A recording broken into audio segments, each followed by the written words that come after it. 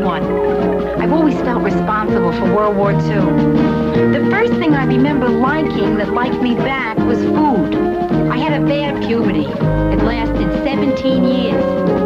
I'm a high school graduate. I went to art school. My entrance exam was on a book of matches. I decided to move out of the house when I was 24. My mother still refers to this as the time I ran away from home. Eventually, I ran to Minneapolis, where it's cold, and I figured I'd keep better. Now I'm back in Manhattan. New York, this is your last chance.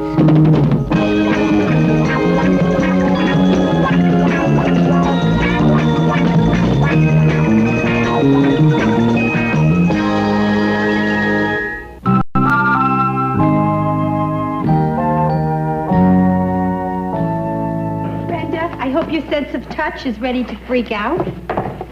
Get a load of this. Wow, cashmere. Please, Brenda, not just cashmere. This is genuine. I wanted it in 1956 when all the other girls had it, but I didn't cashmere. I think I know the feeling. That's how long I've wanted a date who didn't wear glasses. Brenda, this is the most wonderful Christmas of my life. I mean, I'm married, and I had an incredibly good season window dressing. And I wasn't going to tell anybody this, but for the first time in my life, I have money in the bank. How much? $2,000. You're kidding. How'd you get that much? Well, I got this terrific system for saving money. See, you got to work hard and make a decent salary. Then you marry somebody and you bank every cent you make. Yeah, well, I'll keep it in mind. So everything's really terrific, huh? Well, not everything, no. Joe's been kind of down lately. But now that I'm through with the season, I can spend more time with him. Well, what's he down about? Well, I think it's the business. It's not going so good right now. But I figure Christmas has got to be the slow season for demolition, right? Well, you know, it might be slow for demolition, but it's the big season for doormen. Did Carlton hit you up for a gift yet? No, but he registered his pattern at the liquor store.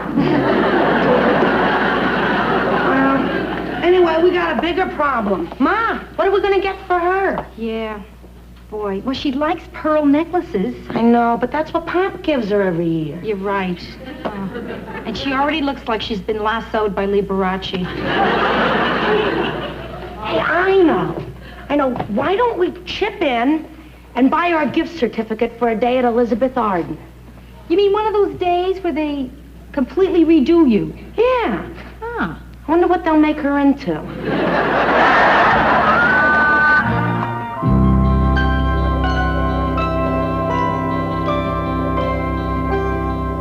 You know, when I first got into this business, I dreamed I'd be demolishing skyscrapers. Now look at me, figuring out bids for toll booths and newsstands. Joe Henderson called. He said you owe him $900 and he will not wait one more day. So I'll pay him. With what? Well, what about the emergency fund? I used that for the decorations. You know, all this aggravation would disappear in a minute if we could just land that city contract. That's a 20-story job. That's going to one of the big boys. You can forget that, Joe. How can I forget it? Just one job, one like that, and I'd be over the hump for a year. Meanwhile, what are you going to do about these bills, Joe? I don't know. Just wish these bills would disappear like the jobs do. Well, there's a bright side, Joe. You can hold up on my salary for a couple of weeks. I don't need it. You don't? No, I made $34,000 this year. That's more than you made, Joe. Hey, you know, something's strange when the boss makes less than the employees. Well, I got a great union. But it wasn't that easy now. Some weeks I had to work 35, 36 hours. You know, I think I could have done better with a union job myself. Hey, it wasn't no sense me getting in the union. You know, they kind of suspicious of us college guys. Yeah? Then how'd you get in? All it took was a job interview. 17 civil rights lawyers working day and night for 4 years. I'll never forget the interview. Hey, they had 16,000 guys in the union, and all of them were white. So I walked over to them and I said, hey, you got 16,000 guys in the union and none of them black. And they acted real surprised. I said, not one? I'm sure I saw one. Well, what do you know? Not even one. 40-something now. Well, that was a long time ago, though. Now we got 3 in the union. Ah, damn it. sometimes I think it's my fault what's happening with the business. But it's not. I mean, I'm out there all the time, hustling, bidding on every single job. But I'm not romancing people, you know? I'm not doing the cocktail circuit. I'm trying to play it straight, and they're stealing me blind out there. I tell you, I swear there's no way a guy can win out there. Hey, Joe, why don't I give Henderson a call? Now, he's the guy we owed the longest, right? Yeah. Maybe I can stall him for you. Henderson, no way. The guy's got a wrecking ball for a heart. You're making him sound nicer than he is. Ah, it doesn't hurt to try. Mr. Henderson, Justin Culp here. Yes, Merry Christmas. How are those 6 beautiful kids of yours? Uh-huh. Yeah. Tell you why I'm calling. We're going to buy each one of the kids a bicycle for Christmas. Oh, yeah, those 10-speed racing jobs. That's right. Oh, just tell us where to send them. Uh-huh. Okay, Mr. Henderson. Merry Christmas. By the way, Mr. Henderson, we're going to be a little late with the payment. Yeah, I knew you'd understand. Okay, thank you. Bye-bye. Well, I bought you some time. Yeah? How much? Till Christmas morning. If you want any more, you're going to have to come through with them bicycles.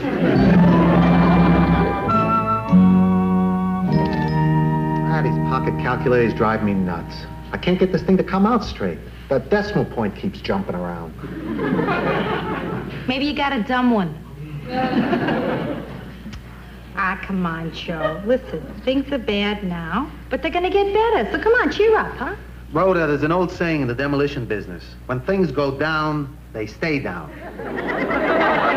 Let's not talk about business. How about that? Let's forget it. You want to go somewhere? We'll forget about everything. Where do you want to go? Coney Island. Yeah, let's go to Coney Island, Joe. We'll dress up nice and warm, and we'll walk on the boardwalk, huh? No, they're tearing down Coney Island. What? That's another contract I blew. All right, Joe, okay. You win. Listen, what am I doing here trying to cheer you up, right? This is serious. So, if you want to feel bad, you got to just feel bad. Maybe you need a good cry. No, I really mean it. I do. Man, I don't cry. Never? Even when you were a kid and somebody stuck his fingers in your eyes? Nope. Not even when Bambi got caught in the forest fire. Oh, I got a little lump in my throat about Thumper being in danger, but I didn't cry. Well, I can't get over this, Joe. I can't. I mean, you're usually so open about all your other emotions. Crying's a great release. It is. I mean, you get a chance to let out all those pressures that build up inside. You know, my mother used to always tell me, if you hold back a sneeze, you could blow your brains out. So what are you trying to tell me? That if I hold back my tears, I'm going to drown? Hey, Joe, wait. Now, look, what do you got against crying, Joe? I mean, wait a minute. Is this some macho trip here? That men can't cry? Oh, Is that no, what you're doing? No, crying's okay. In fact, I sometimes envy people who can cry. So what do you do when you're sad? I don't know. I guess I cough. Okay, so you don't cry when you're sad. Did you ever cry when somebody did something really beautiful for you? Huh? I guess nobody ever did anything that beautiful. Well, tonight could be the night. What do you mean? Okay, Joe, get ready. I was going to give this to you next week, but I think I better do it right now. It's my something beautiful. I know you're going to love it. If this doesn't make you cry, nothing will. $2,000. The only money I ever saved in my entire life, Joe, and I want you to have it. Now, you got to take it here. You got to. I was going to give you a check, but I knew you wouldn't cash it. Do you know how wonderful it is to have the only money you ever had, to finally save it up, and then you're so in love that it doesn't even mean anything to you? Do you know what that means, Joe? I mean, all my life I've been hung up on money. I have. And now here's the moment that I have it, and I'm just so much in love that it doesn't... Go ahead, Joe, cry. It's good for you. You gotta let it out. It's great if you do. You'll feel much better for it, and it's okay. It's okay. I really understand. I do, and it's all right. It's not unmanly. Hi. Is Joe up yet? Oh, yeah, he's up and out. He's gone to work. On a Saturday? Yeah, the poor thing's out making the rounds. He felt he should do something to drum up a little business. Did Ma call yet? No. But she's going to, isn't she? Yeah. That woman is amazing. I mean, there's something mystical about her, Brenda. I know. I remember when I was a kid, she always knew when I got in trouble at school. For a while there, I thought she was bugging my thermos. I know the feeling. I've been battling it for years. But I finally figured out a way to fool her. Fool Ma? Yep. Oh, tell me, Rhoda, you gotta tell me. Oh, listen, it's very simple. It's all a matter of acting and perfect voice control. One slip, and right off she asks you what's wrong. And then you can't get off that telephone with her without a pair of wire cutters. Oh, boy, Rhoda, if you can really take care of Ma, the world is yours. Yeah. Now I just have to be able to take care of Joe, right? Boy, Brenda, he's carrying around a double load. He's trying to fix the business, and he's trying to hide his feelings at the same time. And he keeps everything bottled up inside him. Listen, Ro, if anybody can cheer Joe up, you can. I don't know, Bran. I think at a time like this, the best thing a wife can do is help her husband feel bad. No wonder Ma's such a great wife.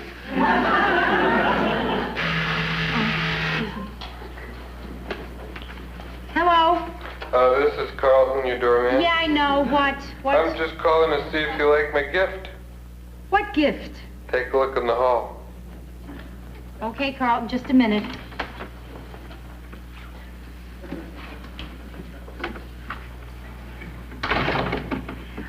Carlton, it's quite beautiful.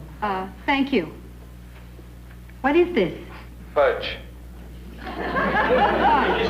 Taste it. Oh, yeah, it's delicious, Oh, Carlton. no, that was too fast to taste. I'm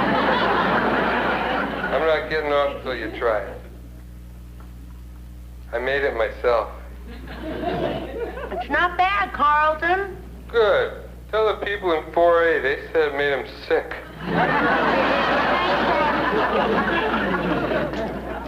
Okay, Joe, these are the people that owe you money. This pile, these guys are 60 days overdue. These are 90, and these guys have totally disappeared. I've tried everything. I just don't know what to do anymore. Well, there's one thing you didn't try, Joe. What's that? Collection agency. Why didn't I think of that? Because you probably didn't grow up in Harlem. But it balances out. I have no idea what an Avon lady is. I don't know.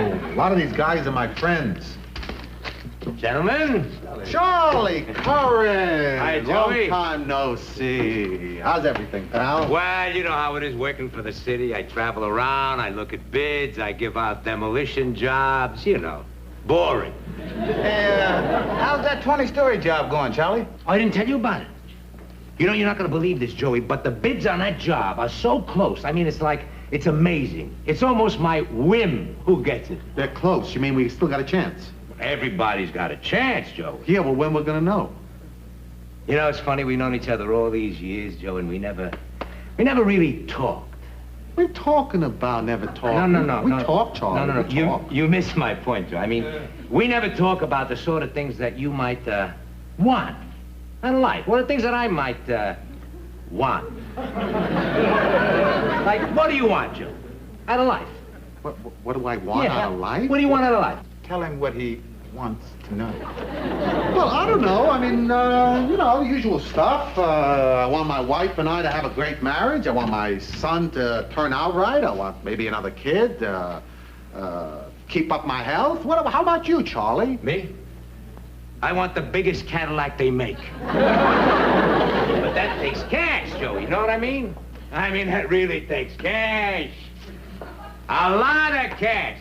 Charlie, you mind if I speak to my associate alone for a minute? Mind. Justin, not only would I not mind, but I respect you for it. I'll tell you what I'm going to do. I'm going to take off my coat. The bids. The bids are in the coat. And I'm going to hang it right here on this coat rack. Then I'm going inside to wash my hands And Joey, you just knock on that door when I'm done. Nice shirt. Merry Christmas, Joe. Ain't you gonna look at your present? What do you mean? The guy's asking for a bribe. Right. Fellas, I'm only the bookkeeper, but this is something we really should not do. Why not? We can't afford a bribe. Hey, you know what's wrong with this conversation? It's that I'm gonna end up sounding like a hero because I don't want to go into my pocket and pay off some slimy guy for a contract who's ripping off the whole world. Now that should make somebody normal, not a hero.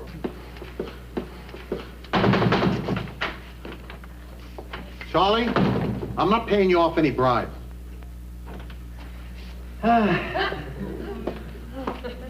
Charlie, not only am I not paying you off, but if you don't give us a fair deal on this job, I'm going to report you and say that you asked for a bribe. You know what that is? That's blackmail. You know that's illegal? You can go to jail for that. You know I might even have to report you. You want to go to jail? No. All right. I'll let you off this time.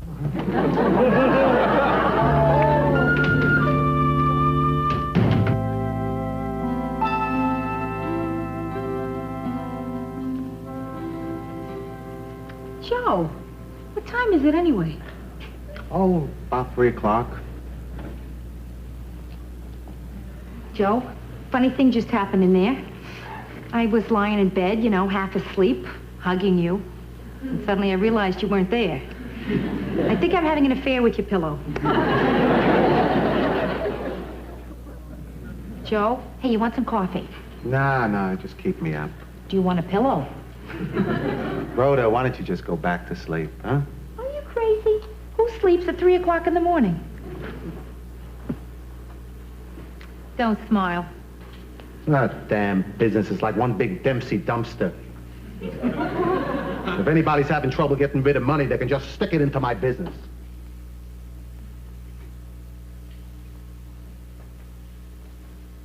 I hate losing your money, babe. I really hate it. The only thing I hate more is having to tell you that I lost it. Oh, Joe, listen, it was our money. Really. What am I talking about? It was my money. It's true. But I don't care. Nobody ever cared less than I care about that money. I'm telling you. But I want to tell you something else. What does make me feel bad is what you're carrying around inside, and I can't help. Now, is there anything I can do? No. Huh? There's got to be something, Joe.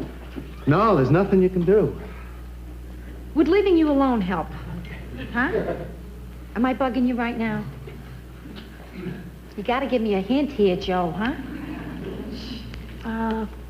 Okay, just tell me if it's making it better or worse if I stay. No, it's better that you're here because you're distracting me from it. Do you mind talking about the business? No. Okay, then.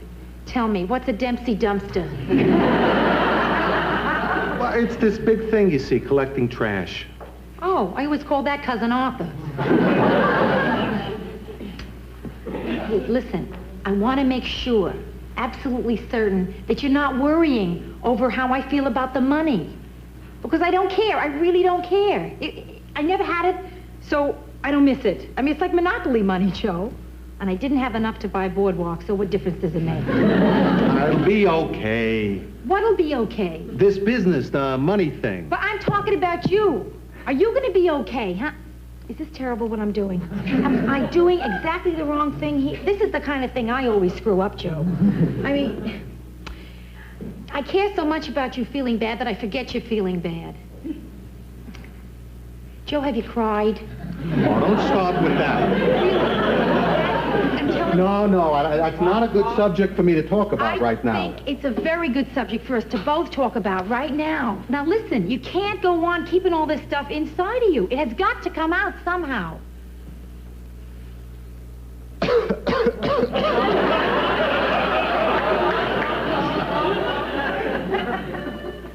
Forgive me, but I don't think that's going to do it, Joe.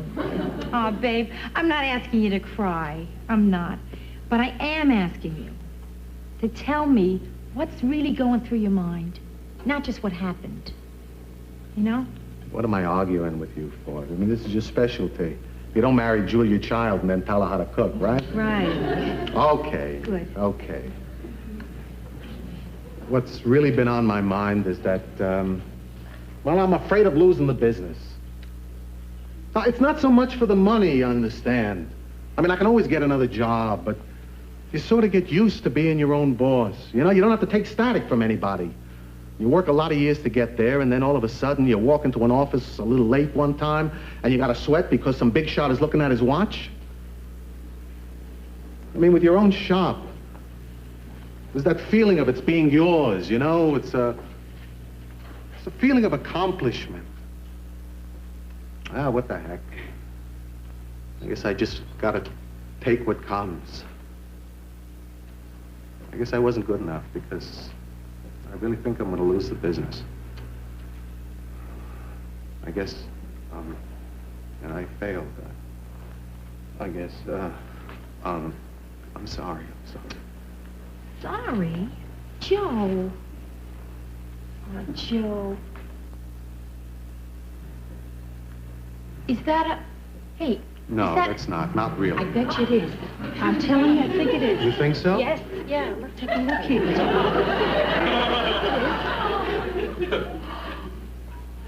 Oh, Joe. No, we're not sure it was a tear. Come on, Joe. Come on. It was a tear. What could it be? Well, it's a start anyway.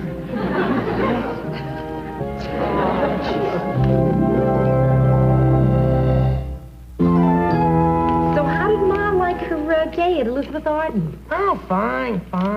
Yeah? But tell me, how did she turn out?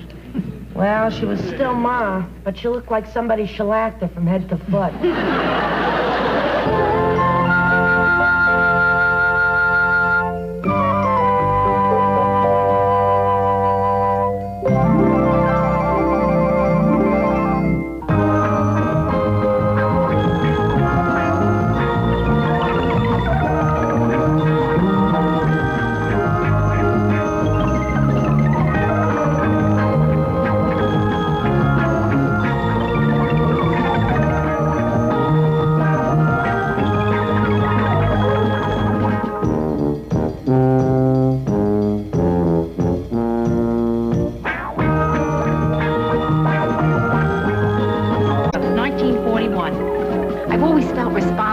World War II.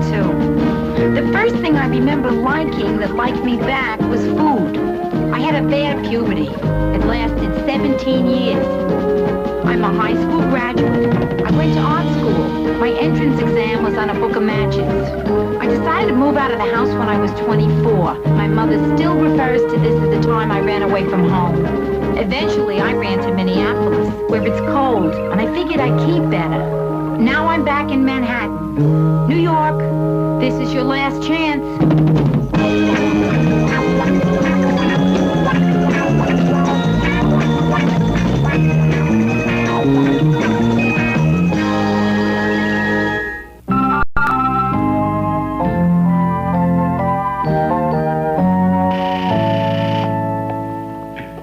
Hello? Hello, this is Carlton, your doorman. Yes, Carlton. So what's new? What? Well, things are kind of slow down here. I just want to know what you're doing. Well, right now I'm about to be late for a formal dinner thing I'm invited to because I'm wasting my time talking to you. Wasting your time talking to me. That's funny. That's what your mother said. When did my mother say that? Oh, didn't I tell you? She's on her way up. By elevator. Oh, thanks for letting me know, Carlton. At your service.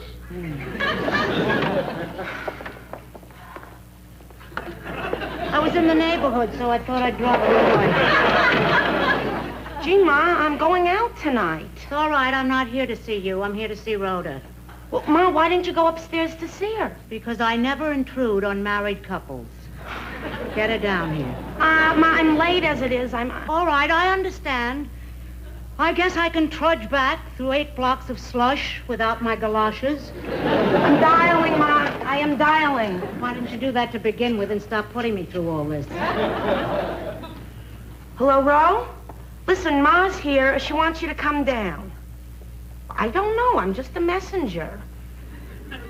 Listen, why don't I just tell her you're not there? Probably wouldn't work. Okay, Ro, I'll tell her you're coming. Bye. So, Brenda, what's new with you? Ma, you don't have to make small talk. I mean, we both know your mission here tonight is Rhoda. Hi. Oh, Brenda, nice. Thanks. Yeah, Ma. Rhoda, how nice you happened to drop by. I'm filthy from walking the streets. Let me go wash my hands. She did say she wanted to talk to me, right? Oh, yeah, she does. I think she's in there getting herself psyched up. Rhoda, she has been acting really weird. Oh, yeah? What do you mean? Here I am all dressed up in an evening gown or corsage. You know, she didn't even ask me where I was going. Oh, this really must be big. So, Rhoda. So, Ma. Well, I gotta get going. I'll see you guys later. Excuse me. Brenda, come back here. What? Ma, what? Darling, I have just one thing to say. Have a lovely time. And remember, a mother always knows. Good night, Rhoda. Good night, Ma. That's it. Oh, my. She is such a good girl. She is, isn't she? Ma, give me a break. Listen, Joe's waiting upstairs. Can you please tell me what's on your mind? Rhoda, you have been ducking me for weeks. I know there's some kind of trouble. It's not anything worth talking about. I know it's big trouble. Ma. And you know how I know? How? Because when someone is really troubled, she starts wearing dark clothes. I haven't been wearing dark clothes. I have. It is your marriage, isn't it? No, Ma, it isn't my marriage, I swear. Rhoda, it's nothing to be ashamed of. If your marriage is breaking up, I just want to know so I can help you conceal it from the rest of the family. I wish I knew what normal mothers and daughters talk about. Rhoda, you know a lot of marriages in this country are breaking up. And do you know why? Because people don't try hard enough. But Rhoda, if you respect your marriage, you have to fight for it. If you and Joe are really in love, you should be willing to suffer for the rest of your lives. Your father and I had a few bad years once when the passion went out of our marriage. You know what I mean when I say passion? Ma, I don't want to hear. I really don't. You and Pop's passion. No, I don't want to hear. Why, Rhoda? Has the passion gone out of your marriage? No, we have a great sex life. I don't want to hear about it. Especially now that you're breaking up. Ma, we're not breaking... Okay, all right, you win. As usual. I will tell you what's wrong. The problem is money. Yeah, Joe's business is in trouble and he may lose it. It's not the marriage. I mean, not that that's not important, the business. But it's not the marriage? Oh, it's not the marriage. I told you. Tell me exactly how bad are things. Well, you know the girl that works for Joe, May? Yeah. He can't keep her on except part-time. So I'm going to start going into the office and working afternoons. So why don't you come to us for financial help? We're your parents. Ma, I love you. I truly love you, too. But, see, I don't think Joe would take money from his in-laws. And besides, things aren't that bad. Rhoda, things are worse than you think, and I have proof. What proof? If things were good, would I be here? Ma.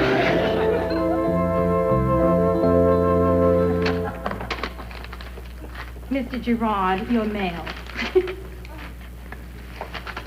How am I doing so far? Not so good. Huh? What's the matter? What's wrong? We're bankrupt. What? Yeah, all those guys that we owe money to, they're suing us. You're kidding. I do one thing. I hand you one letter, and the whole business comes tumbling down. Why couldn't I have handed you this one first? Your subscription to Fortune magazine ran out. Bankrupt, huh? Well, I guess that's it. Joe. Maybe not. What do you mean? Maybe not bankrupt. I mean, I was talking to Ma yesterday.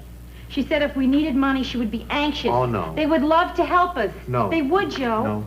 Where does the guy go to vote yes? No, I can't do it, babe. I just can't go to your folks for money. Joe, it's not a question of whether you can go to my folks for money. The question is, do you want this business? Yeah, sure, I want this business. Okay, then, that's settled. I'm gonna call them, have them over for dinner tonight, and we'll ask them for the loan. Okay? Boy, it's gonna be murder asking your father for $7,000. $7,000? Okay, I'll invite them for the weekend.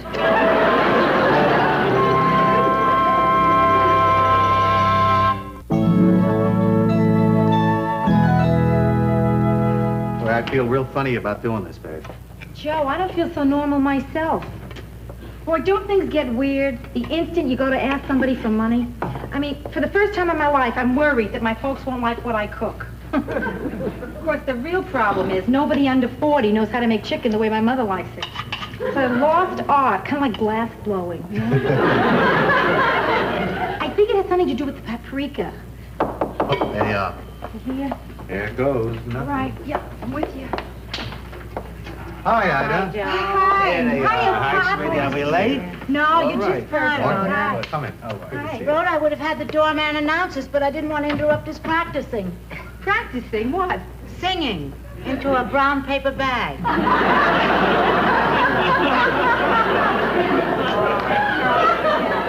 I have a surprise for you. Yeah? Yeah. You'll never guess what I'm making for our dinner. What? If I don't drop it, wait a minute. Oh, good. Chicken. Rhoda, that's wonderful.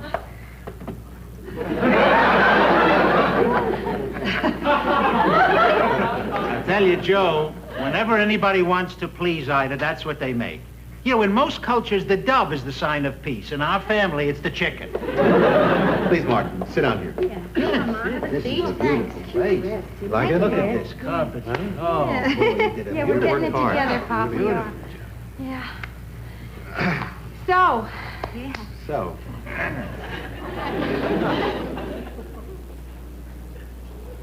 Ma, you remember yesterday when we were talking, and you spoke of helping us? Yeah. Pop, Joe and I'd like to ask you something. Of course, of course. Things have been a little slow with the business, and, Oh, Joe, you don't have to tell us all this. We're family. What do you want? No, Ida, look. I want you to really understand what's going on. Now,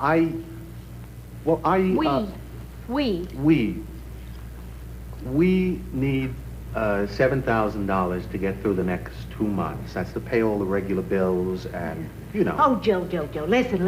You don't have to give us all of these details. I mean, we're not a loan company, we're family. Take 8,000. Now, I want you to know, I would never ask this if there was any question in my mind that I couldn't pay you back with interest. Interest. Listen, you know what my interest is? My interest is that you should have a lovely marriage and a happy family. That's what my interest is. Go ahead. Just ask. I can't do it. Isn't he a doll? Joe, pushing this. Now look, I'm not pushing you, honestly. It's whatever you want. But keep in mind, it's a loan. A loan. We're not mugging my folks in an alley. I mean, they want to help us. They want to give us the money. They love us. That's right, Joe, and you can't put a price on love. And even if you could, it'd probably be 9,000, right? Okay. Martin, what I've been trying to say is that if you could see your way clear, could you loan me $7,000? No. Martin, I don't think that they know that you were kidding when you said no. Ida, I can't give Joe the money. Oh, it's okay. It's okay, forget it's it. okay. It's okay. We don't Doesn't really matter. need it. Listen, how about a drink, Right. Pop? I'll get you a drink. Why did you pick now to demonstrate your humor? Sweetheart, I can't give the kids the money because I don't have the money. Oh, listen, we don't need want it. We don't need want it. Let's all have some dinner. Right. Wait a minute. Let me explain to you. Everything I got is tied up in the market. You know what's happening. My bottom is falling out. Later, I might have it. Who knows? But who knows how long that's going to be? It's just that right now, I can't put my hands on it. We don't need the details. Listen, if you want, I will give you the money. Wait a minute. I have a question to ask. How come if we're feeling the pinch, I don't know it? Ida, the only reason Martin, I didn't this is not to be discussed in front of the children. Ma, Pop, I feel so... I had no idea. I mean, I never imagined you were having money problems. Neither did I. Well, look, if there's any way that I can help with a loan or something. Reflex action. It's all right, Joe. I know how you feel. And I know how you feel, Ma. No, on second thought, I don't. I never had the slightest idea how you feel. How do you feel? I feel like chicken. Let's eat. Okay. I knew I should never have brought this up. Brought what up? We're not discussing anything anymore. We're just here to have a quiet little dinner.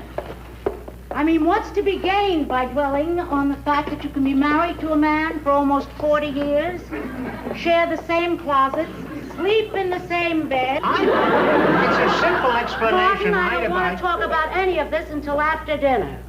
So eat fast.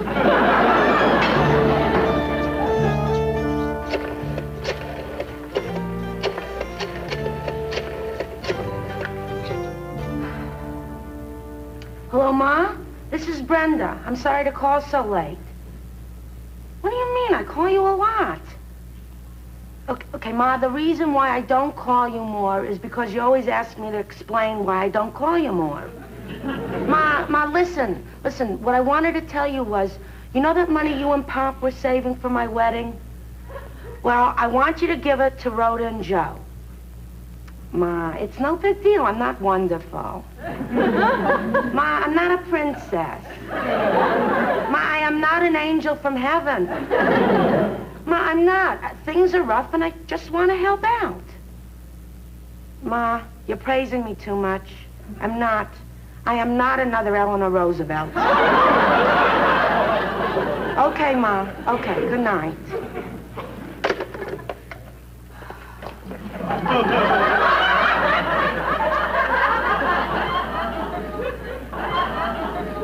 The girl's another Eleanor Roosevelt. An angel. You know what our young Eleanor Roosevelt wanted us to do? What? Give Joe and Rhoda the money we've been saving up for her wedding. You didn't tell her.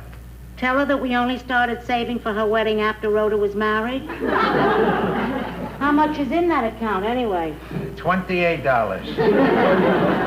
I'm surprised you told me. Why didn't you keep me in the dark about that, too? Ida, you want to talk? About what, Martin? About what? What do you mean about what? About the money. You seemed upset because I didn't tell you. I want to talk to you about it. What is your part of the blanket on, a 7 or an 8? What difference does it make? Well, tonight I want us both to be the same temperature. Come on.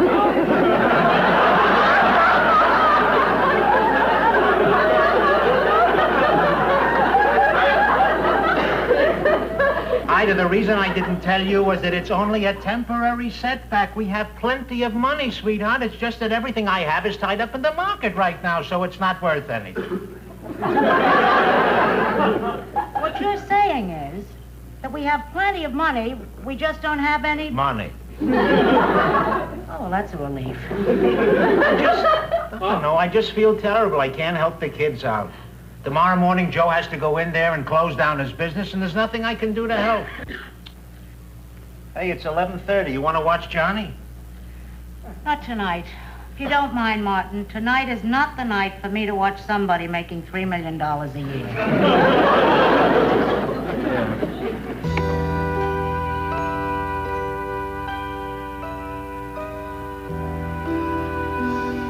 Hey, look at this.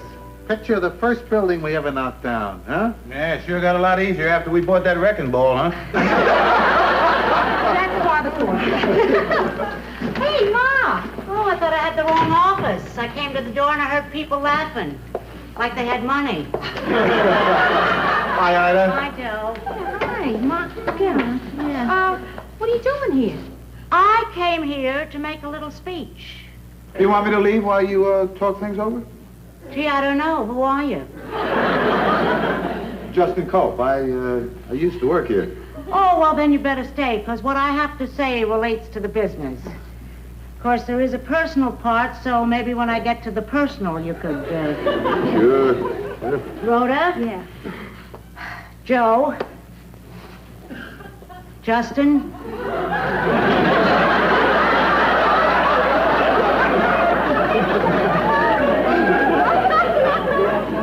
I just came here to ask a question.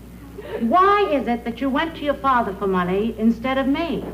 Well, Pop's been working all these years. I figure he's got the money. Rhoda, don't I look like a person who would have something tucked away for a rainy day? I don't know, Ma. When I was married, your grandmother Morgenstern took me into her kitchen and she pressed some money in my hand, and I mean pressed. And she said to me in her broken English, Ida, save this. You should always have something tucked away for a rainy day. You never know when you'll have to move your tent to another village.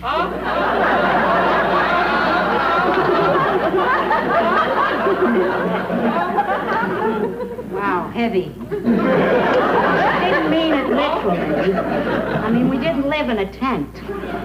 So, for all these years, I've been putting something away for a rainy day at 4.5%. And this is the day, and it's pouring in here. So, on this day, when you've had this unfortunate thing that you refer to as your... bankruptcy. Your inconvenience, on this very day, I have $7,000 to give you.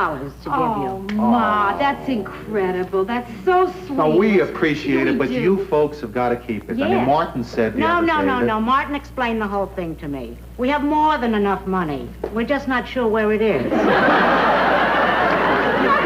No, we cannot take that check. Ma, listen to me. Up front, I'm going to tell you. I'm going to wait you out on this one. And don't start putting checks at me. Now, no, she's putting checks in my clothes. Listen, stop it. Now, just stop it right now, because I'm serious here. You hear me? Now, stop. You always like this, insistent. Now, look, I am not taking the check. We can argue, we can fight, you can conceal the check, and I am not going to take it. You hear? And I know your tricks. I'm on to you. Now, wait. Listen. She will deposit it in a bank and under our name. No, I won't. Yeah. Oh, suddenly one morning we find a packet of diamonds on our terrace. Ma, it's wonderful, the thought, but we absolutely cannot take it. There is no way you're going to get me to take that check. And there is no way that I'd want you to take it. I am perfectly willing to take back this money. Great. If you can tell me why you'd accept it from your father and not from me. Is my money dirty? Oh, no, it's not. It's not dirty. Because if you can't tell me and give me a good reason, then the only explanation that I can come up with is that you love and trust your father more than you do me.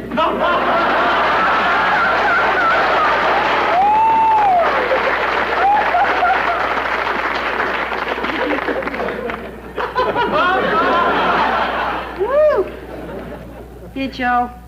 Now you don't have to move your tent to another village. Come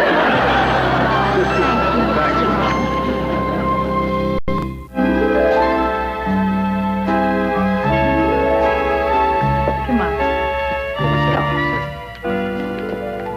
Come on. Come on. Come on. Enough work. Come on. Okay, I'm ready to go. Yeah? Okay, good. Hey, Rhoda, did you really mean that, what you said before? You know, about you being happy that the business was folding so you could see me more? Did I say that? Yeah, you did. Well, you said you were relieved that it was all over. Well, I got a good explanation for that. What? I lied. Hey, listen. Why don't we go to the market and get a couple of really good steaks, a bottle of wine, and go home and celebrate, huh? That's a good idea. You got any money? No, you? No.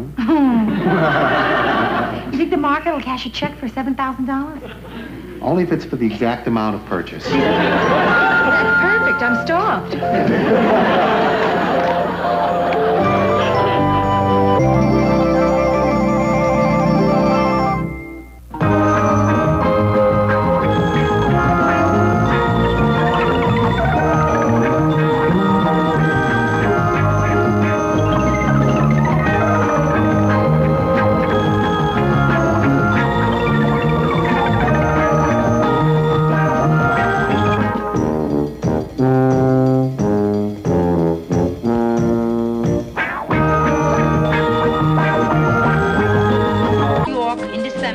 1941. I've always felt responsible for World War II. The first thing I remember liking that liked me back was food. I had a bad puberty. It lasted 17 years. I'm a high school graduate. I went to art school. My entrance exam was on a book of matches. I decided to move out of the house when I was 24. My mother still refers to this as the time I ran away from home. Eventually, I ran to Minneapolis, where it's cold, and I figured I'd keep better. Now I'm back in Manhattan. New York, this is your last chance.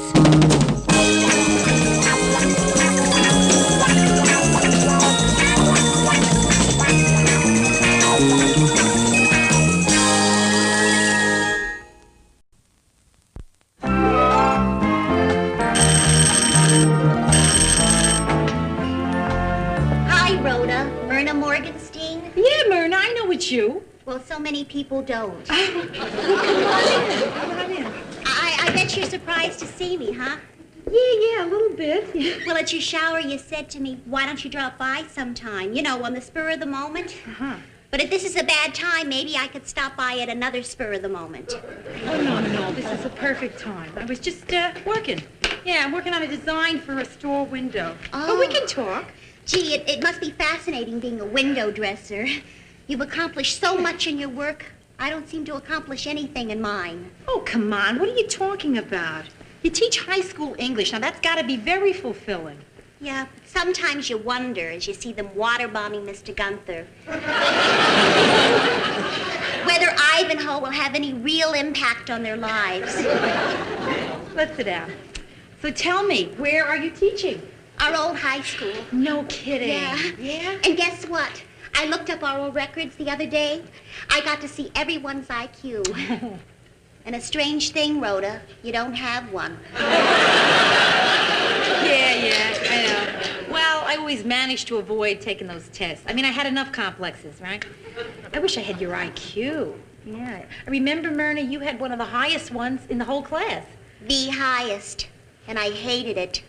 I even used to try to be like the other girls and giggle a lot, but it didn't work. The boys always accused me of giggling down to them. But I'm going to change all that. And what I'm doing here today is the first step toward that goal. What are you doing? I can't say it. Well, this thing that you're doing, are you doing it now?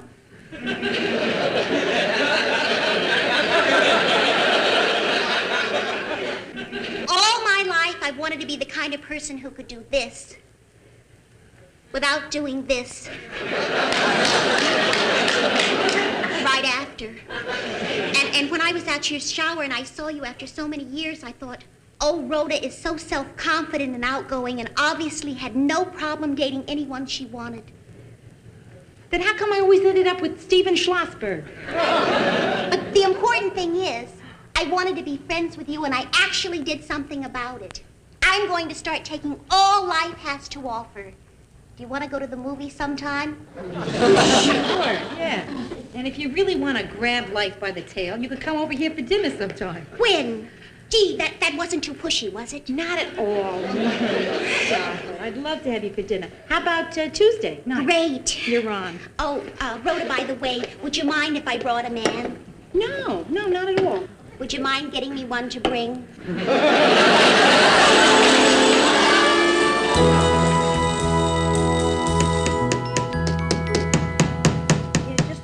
Further, Joe. A little further there. Good. Hey, can you give me an idea where you want this cord to end up, Brenda? In the bathroom. There just aren't enough outlets in there, Joe. Well, how many you need? Let's see. Hot curlers, hair dryer, facial sauna, makeup mirror. Roughly 11. Oh, wait. Make that 12. I forgot my Donald Duck night light. Hi. Hey, you guys, aren't you ready to go to dinner yet? In a couple of minutes. We're almost finished. Okay. Brenda, speaking of dinner, Tuesday night if you're not doing anything, you want to come up for dinner? Oh, gee, thanks, Ro. Hey, listen, would it be all right if I brought a date? Sure. Who? I don't know. I just would like to come with a date for a change instead of solo. Right. You know, I get tired of pretending I just broke up with someone. I used to say my boyfriend was sick. Yeah, I had that poor guy ravaged with every illness imaginable. Then people started getting suspicious, so I let him die. But then I had a good excuse, which was I was in mourning. Oh, well, then I have to get a date, you see. My black dress is in the cleaners. Listen, Bryn, it doesn't matter one way or the other, because an old girlfriend from high school, Myrna Morgenstein, from the shower, she's coming to dinner. And she asked me to get her a date, but I told her that I couldn't. Hey, yes, you can. Oh, yeah, we can have my friend Charlie Burke over for dinner. Oh, no, Joe. No, please, no. Oh, it's because you don't like Charlie, isn't it? No, it isn't. It's because I don't like fix-ups, you know? And if I did like fix-ups, I wouldn't fix up anybody with Charlie, and that's because I don't like Charlie. We can have two people over, and it doesn't have to be a fix-up. I'm telling you, Joe, it won't work. Hey, well, look, Charlie is my friend, and I'd like to have him over, too. Yeah. Come on, try it. I don't have to try it to know that it will not work. It'll be some crummy fix-up, and then I'll be stuck, smack in the middle of it. You're sure it's not going to work, and I think that it will. So do it because you trust me. Do it because I want it. Now, I've never asked you for anything like this before. Yeah. Come on, what do you got to lose? Huh? I've heard that whole speech before, but usually ending with, I swear I'll still respect you. So, I will give you the exact same answer I gave all of them. Sure. Gotcha.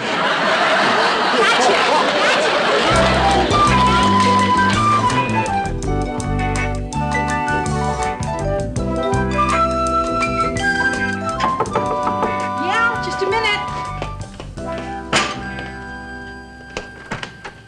Hi, Rhoda. Myrna Morgenstein. Well, hi, Myrna. You just look wonderful. I'm amazed. It's the new me. I've really been trying to break out and take life on its own terms. I came through Central Park alone. Did anything interesting happen? I don't know. I just kept running. Listen, why take more from life than you're ready to handle, right? Okay, listen, Myrna. Something I think I should tell you. Tonight, there is someone else coming, a friend of Joe's. Now, wait a minute. Just believe me. It is not a fix-up. That's too bad. Hi, Ro.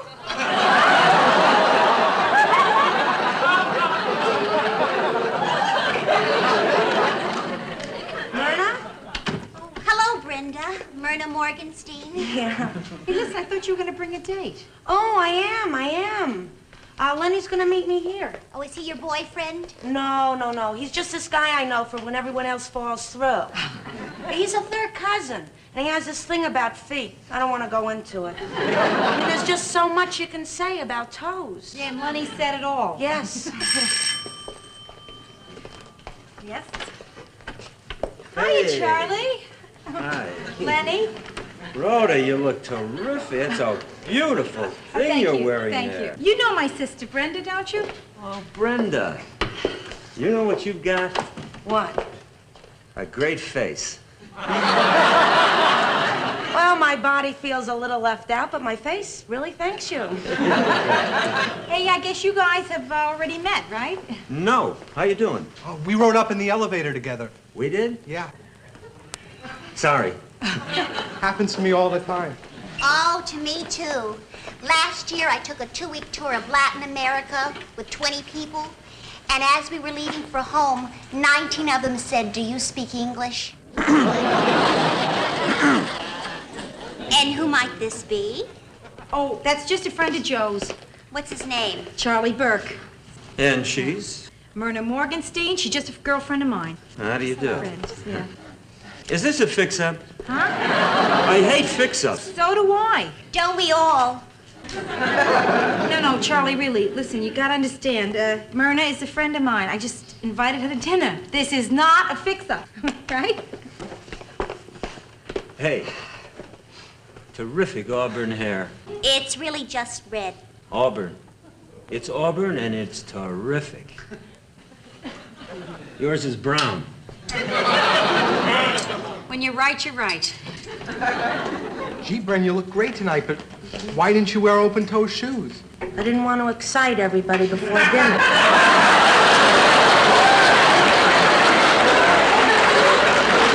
Regardless of the shoes, Brenda, you look fantastic. Excuse me, there's no such word as irregardless. Myrna's the English teacher. Grammar is her beat. Hey, everybody's here. Charlie. How are you? Good to see you. Hey, I'm sorry, but the liquor store was closed, so we don't have any mixers. But you can have anything you want with water or on the rocks. Oh, water's fine. What would you like with that? Rocks. That's a delightful sense of humor you got there. Have you seen the view from the terrace? Yes, I have. Have you seen it with me? No, I haven't. Hey, what view? 15 supers stacking garbage cans. You'll have a view. I'll be out there. And I'll have a view. She'll be out there. That was very thrilling what you just said. You see, we didn't even try and fix them up. And look. It's a little early to be saying I told you so, okay? He's probably out there having her renounce the Dewey Decimal System. Well, they can't stay out there for long. I mean, it is freezing out there. Yeah, she should be wearing boots. Leather ones, with nice warm fur inside. Brenda. Lenny, no more shoe talk.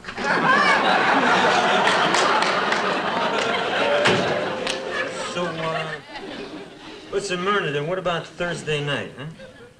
No, I can't. Oh, okay. Well, let's make it Friday then. Huh? No, I can't. I know what you're shooting for. Okay, Saturday. No, really, I can't. Well, why not? I just can't. Well, I mean, you must have a reason, you know? I mean, you can tell me why not. To be honest with you, see, I don't think I want to go out with you. In Oh. fact, I know that I don't want to no. go out with you. Okay. And I'm very sorry to have to tell you that I just don't want to go out. I understand. You don't owe me anything. I guess that's clear. To all of us, huh? Hey, nobody heard anything. Come on, let me fix you a drink. No, I don't want to drink. I'm sorry, Joe. There's no sense continuing on. Continuing on is redundant. Charlie, stay for a drink, will you? Well, I'll stay for a drink. I think your exact words were, we can invite two people over without them thinking it's a fix-up. You know, it really would have been a classy thing if you hadn't had to say I told you so. I know. But if I try to hold that in me, the pressure would have blown out my teeth. You think he was hurt?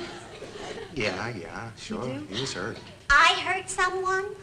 I've never hurt anyone in my entire life, let alone a man. Oh, Myrna, listen, you couldn't help it. Oh, Rhoda, I hurt someone.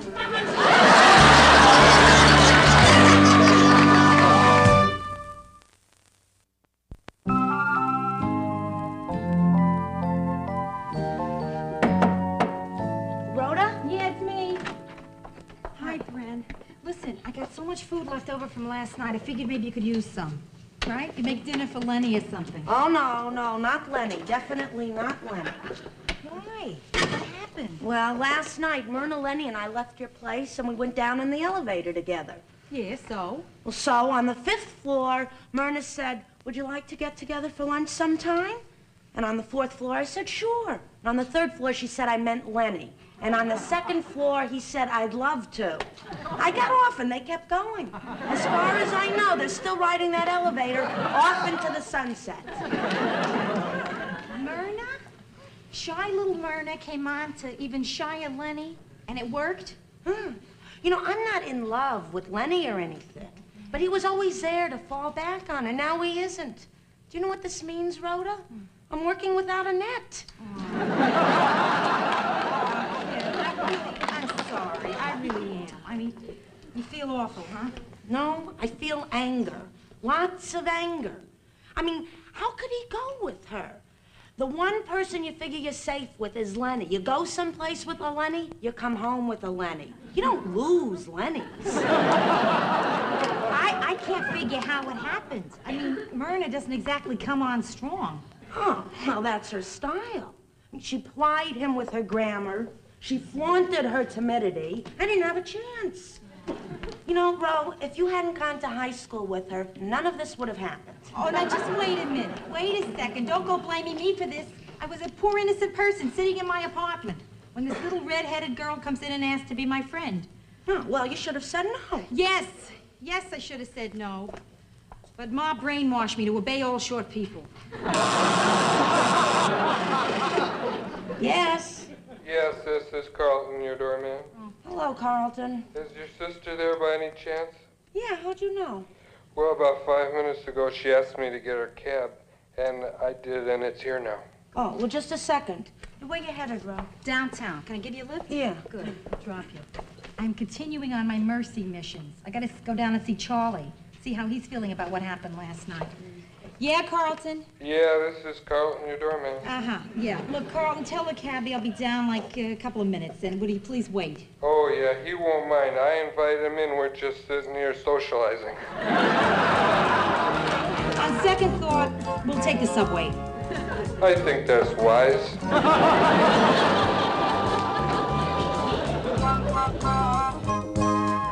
Well, Charlie, I came down here because I want to talk about what happened the other night.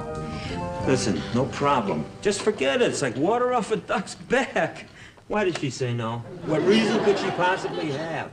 Well, I don't know. This sort of thing happens to everyone. You poisoned her mind, didn't you? What? I did not. I didn't. You must have, because no woman's ever said no to me before. Oh, come on, Charlie. Never. It had to have happened to you. No, Come on. whoa, okay, once, all Yeah, right. right.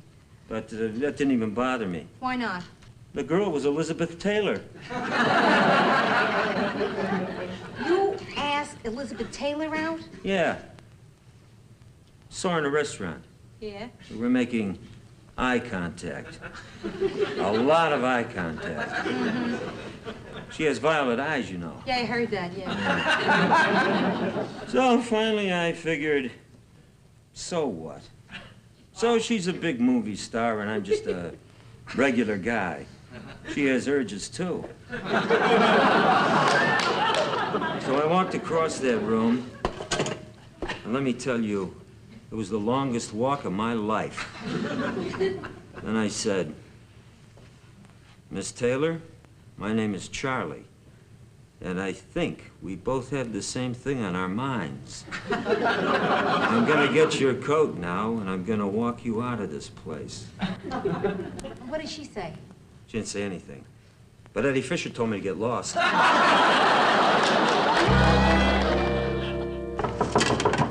Yeah, come on in, Gren. Oh, hiya, Myrna. How are you? Wonderful, just wonderful. I'm really broadening my life. Yeah, your briefcase, too. Oh, this is my portfolio. I'm taking a life drawing class at City College. Oh, yeah? Yeah, you know, with a live, naked model. Yeah. That was a big step for me. Oh, before you take any more big steps, I want to talk to you. Huh? Oh, just give me a second to unwind. I've had such an exciting day. I've been making so many new friends, Rhoda.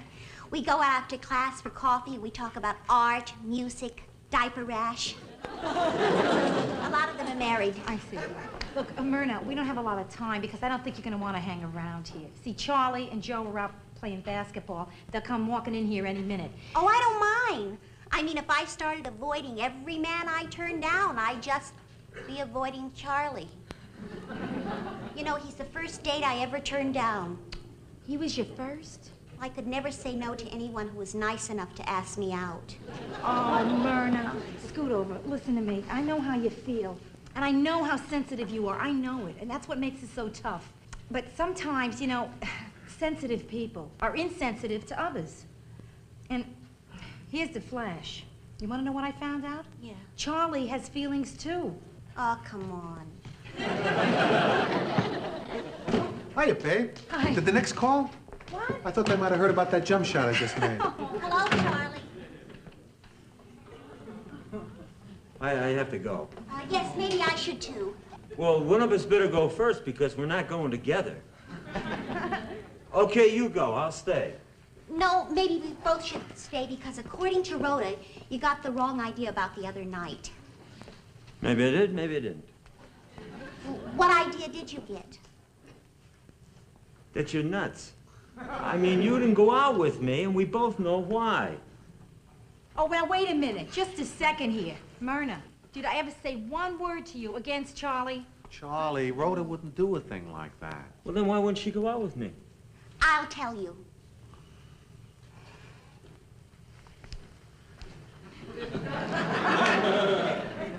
Charlie, you would have taken me out to dinner, right?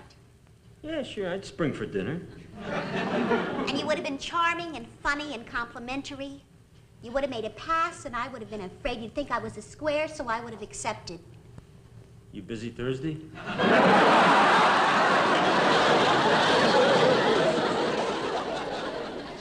Then, being who I am, I would have fallen for you hard.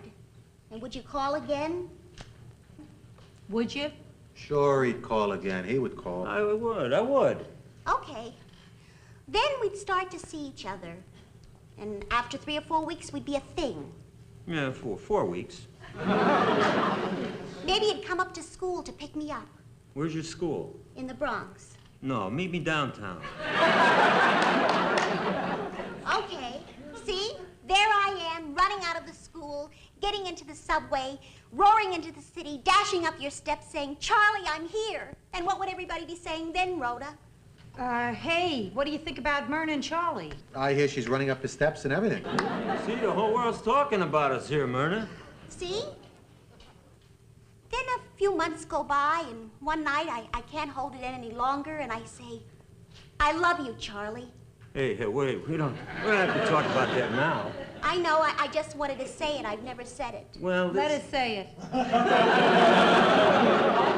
I love you, Charlie. Okay, you feel that way. But I told you up front, I'm a confirmed bachelor. Rhoda, what should I do? He doesn't want to be tied down. Honey, you gotta forget about him. I mean, let him go. He's nothing. Joe, what'd I do with Myrna here? She's so possessive, I can't breathe. I can't breathe, Joe. The only thing you can do is make a clean break of it.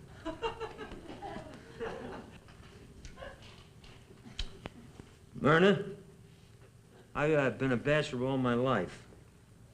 I know how you feel. You're a wonderful girl, but I'm sorry, kid. I just don't want to get married. I want to thank you for your honesty, Charlie. And I've decided to leave New York and seek a teaching position in New Mexico. And that's why I won't go out with you.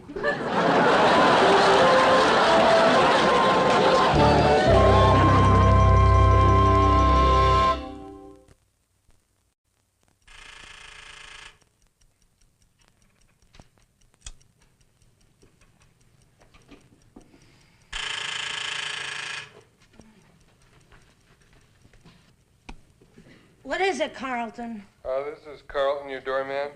There's somebody down here who was giving me a sizable tip to put him in touch with you. Who is it? Carlton, your doorman. I mean, who wants to talk to me? Oh, who are you? Lenny Fiedler. Who is it, Carlton? I forgot. If it's Lenny Fiedler... That's him. I don't want to talk to him. Listen, he gave me a $5 tip and he can talk to anyone he wants to talk to. Go ahead. Hello, Brenda? Oh, I was just in the neighborhood, so I thought I'd come over and beg for forgiveness. After what you did, Lenny, give me one good reason why I should take you back. She threw me out. Come on up. If it's really going to be good to see you, I've really thought about it. Excuse me, your $5 are up.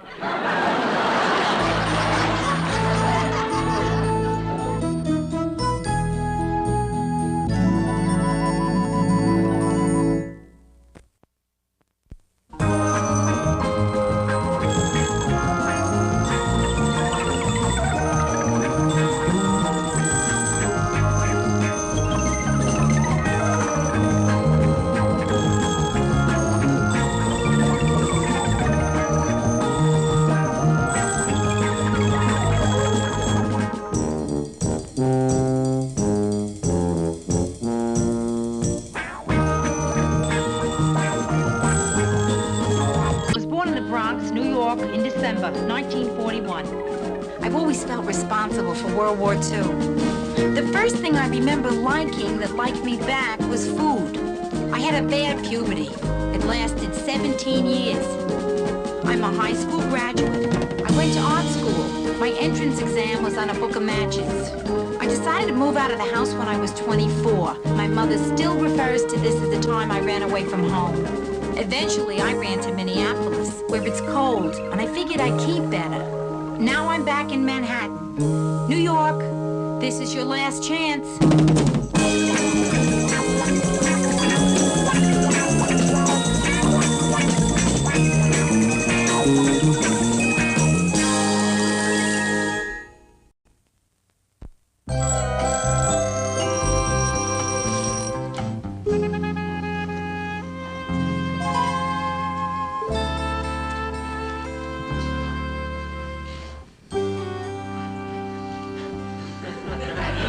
Something on your mind, Rhoda?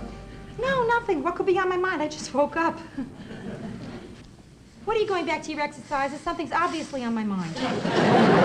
Listen, Rhoda, if you got something you want to tell me, then why don't you tell me about it, huh? Well, I don't know. I feel funny. It's about me and a man. Why don't we have a bite to eat? No, no bites, Sure, nothing. just a little juice. No, Rhoda. It'll take me one Rhoda, second. Rhoda, Yeah. freeze! You're right. Did you see what... This is terrible, what I was just doing. I open a conversation saying me and a man. And then naturally, I start to stretch it out. And of you're course still stretching it out. Yeah, but see, Joe, it's not the kind of thing that I can just tell in one sentence. You haven't started to tell it. Okay, but it's hard to start. Start. Between the ages of 23 and 26, I was in love. Stop. That was 7 years ago. There's no need for me to know anything about that. Yes, there is. No reason. There is a reason, Joe. There is? Yeah, but I don't want it to upset you hearing this stuff. No, it's not going to bother me. Why should it bother me? I mean, people are a lot more relaxed about sex these days than they used to be, you know. Joe, there's something I gotta tell you. How long are we married now? 4 months? I relaxed 3 weeks ago. I'm not interested in 3 weeks ago. I'm interested between the ages of 23 and 26. Okay. Well, you see, I was in love with this man named David Bloom. He was wonderful. I mean, he wasn't gorgeous, but he was good. And he was kind, and he was really sweet. And I loved him. For 3 years. Yeah, 3. I loved him. Boy, what a crummy time I'm having. Then what? Oh, well then, you know, there comes that point that so either it happens or it doesn't. And it didn't. We didn't get married. That's right.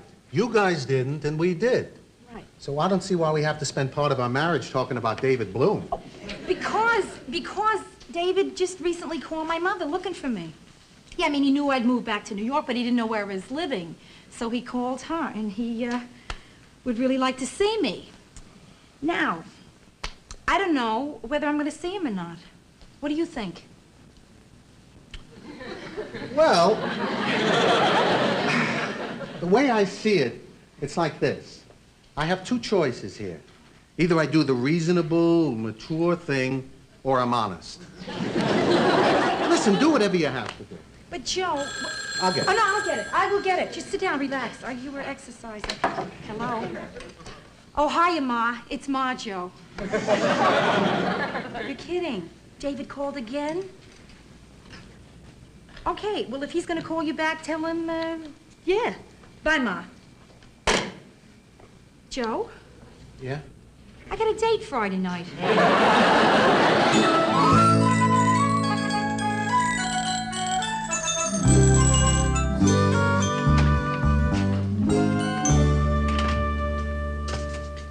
Hi, Alice. Hi, Joe. How's it going? Oh, pretty good. Joe, I think it's fantastic that you don't mind Rhoda's dating. She told me all about it. That's what I get for hiring one of my wife's friends. Look, Alice, Rhoda's simply going to dinner with an old friend. If I had been that martin about my marriage, maybe Eddie would never have divorced me. But why think dark thoughts? I know he's coming back. Wait a minute, I thought your husband remarried.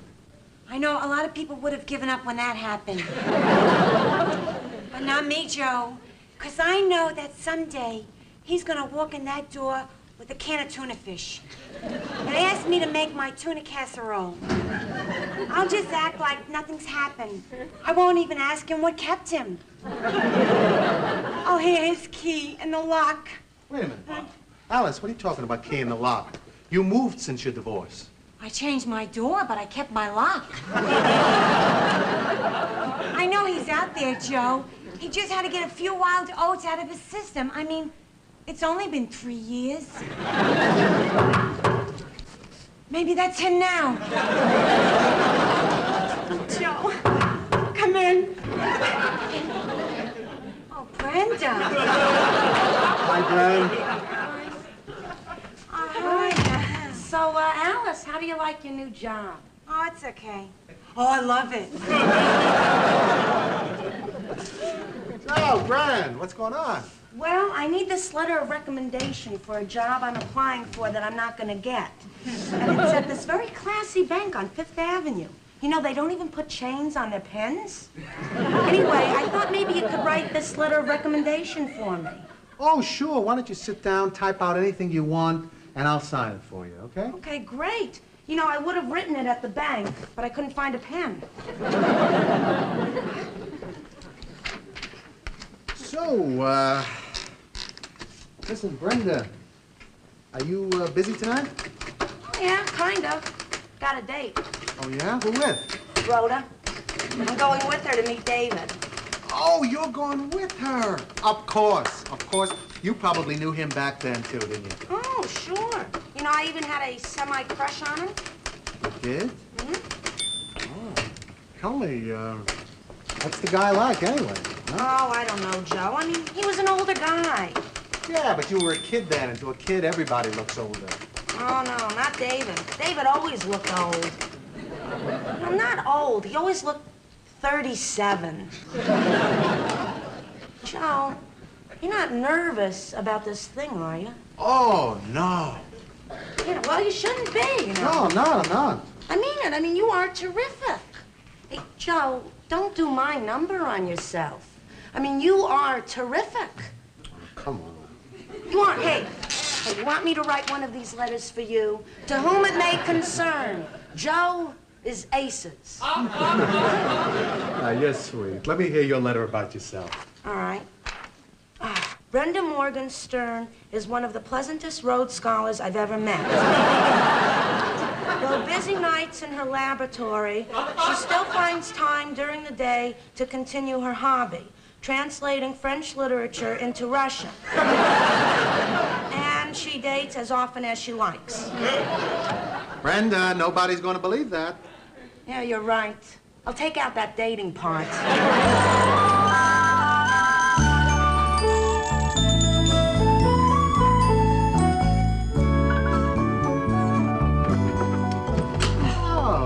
Hi, Joe. Listen, I'm glad you're home because there's something I want to talk to you about. I can't, Joe. I don't have any extra time. I've been running late all day today. I was late getting off work. Then I ran down the subway. I didn't have a token, naturally, right? And the line was a mile long. Tried to buy one off this weird guy. He says no, but then he offers to give me one if I will go with him to Auckland, New Zealand. Listen, why don't you take off your coat and sit down and relax a while? Well, no, Joe, Brenda's not here yet, huh? No, she called She and did. she said she'd be a little bit late. Okay. Come on, take off your coat. Well, no, because I'm just going. I'm Come leaving. on, take it Joe, off. well, all right. You look great, babe. I mean... Oh, that's your best dress, isn't it? No, not really. My best dress is my wedding gown. Joe, is this bothering you? You gotta tell no, me. It's not bothering Huh? you. No? No. Okay, good. I was just sort of wondering about something. Yeah, so tell me. What? Well, it's like this. What if there was this girl that I used to love, and I was going out to dinner with her? Would that bother you? You do it all the time. You meet your ex-wife. Yes, Joe, you go up to Marion's a lot. You do. And she's someone you lived with for 7 years. And for my part, It tears me up every time. You mean to say that you sit there all the time telling me, hey, Joe, don't worry if you're late, and really inside yourself you're feeling just the other way? No, not all of me. Excuse me. No, it's like, inside I'm two separate people, you know? Like, the three faces of Eve on a third-off sale, you know? It's interesting because part of me is this terrific modern person who says, of course, see Marion. I totally understand, right? Unfortunately, there's this other part, too, you see. Yes, this awful person who pops up every now and then. I call her Dolores. Yeah, just as I'm out there replanting in the sun, she sneaks up behind me and whispers in my ear. Dummy, you're losing him. And then I say, that's ridiculous. Why are you putting thoughts like that into my head? Rhoda, where there's smoke, there's fire. Why should I give my husband, Joe, a bad time for going to see his ex-wife? He's really going to see his son. You're a sap. A sap. Look, nobody's perfect. Dolores, please leave me alone. Rhoda, Joe thinks you're boring. He married me, didn't he? But it was me he wanted. Yeah? This is Carlton, your doorman. Yes, Carlton, what? I'm calling to inform you that your sister's down here in the lobby waiting for you. Okay, Carl, well, let me talk to her. You mean directly? Of course. That wouldn't be proper. I mean, if I did that, I would be a derelict in my duty. This speaking mechanism here is not... Hello? Hello? Hello? Yeah, Brenda. Yeah. What happened to Carlton? He fell down. I'll be down in just a second. Wait. Okay. Okay.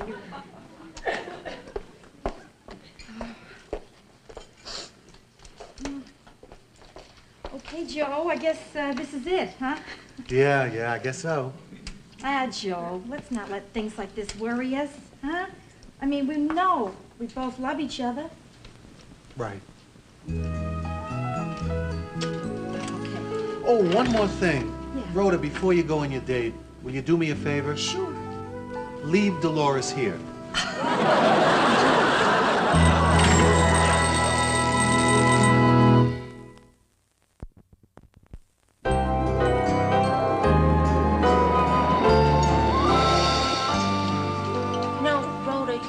David for the first time in 7 years. Explain how come you want me here, aside from the fact that I'm such pleasant company. Well, if it's awful, you know, in case... I mean, if it's a wrong decision, Brenda, it's going to help a lot if you're here. I'll do it for you sometime. I'll go with you when you're feeling awkward. With me, that's kind of a 24-hour job. Besides, maybe you won't have to stay, you know. I mean, if it's going good, I'll signal. You know, we'll be Annette Funicello and Sandra Dee.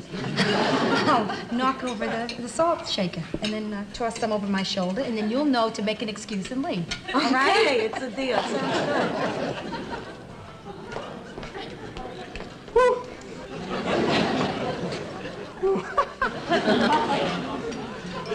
Rhoda. David. Oh, David. Rhoda, you look terrific. You look so terrific, I may just bore you the whole night by telling you how terrific you look.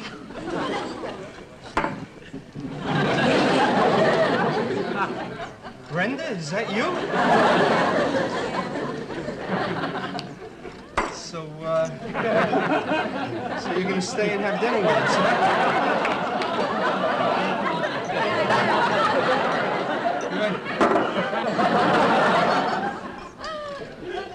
Well, I'm full.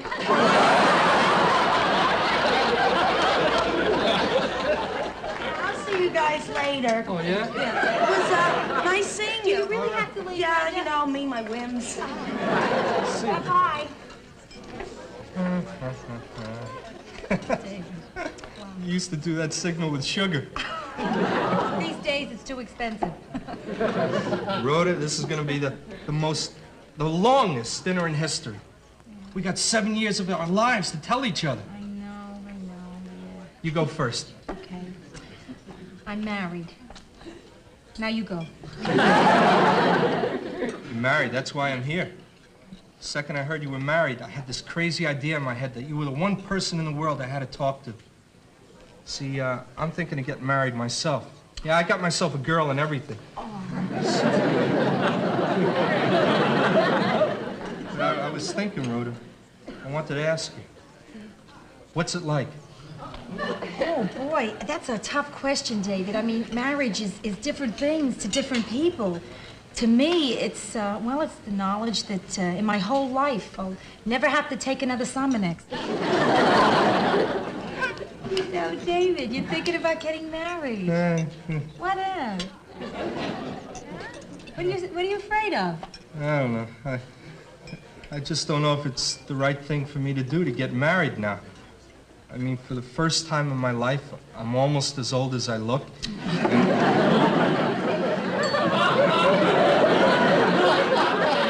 know what I mean? Yeah. I finally got myself a pretty good job and... Oh, yeah? Really? What are you doing? Well, there's a problem there, see. It's very difficult for me to talk about what I do. Yeah. Because I feel as if I should sound very dignified when I talk about what I do. But I've only been doing it for 6 months now, so I haven't gotten the dignity down yet. Well, what do you do? I'm a judge! Of the New York State Supreme Court. You're a judge? I swear. It's incredible. I never knew a judge Me before. Oh, David, what's it like? Oh, it's wonderful, Rhoda. Let me tell you, I love being called Your Honor. I love my robes, and I love my gavel, and I love my 7-foot-high bench. You measured it. You betcha. And Rhoda, let me tell you, sometimes when I get dressed in my room, it's called chambers, see? Yeah, chambers, yeah. And I see this little ordinary guy put on some robes, and he turns right into a judge. David Bloom. Wow, terrific. But I still haven't heard any arguments against marriage. I mean, you have a nice age now. You're in balance there. And you have a very good job. How about your girl? Huh? Yeah, tell me about it. What's she like? What's she like? Yeah. Well, the big thing about Michelle is she's young, Rhoda. Yeah? She's very young. Well, how young? She's so young, I haven't asked her how young she is.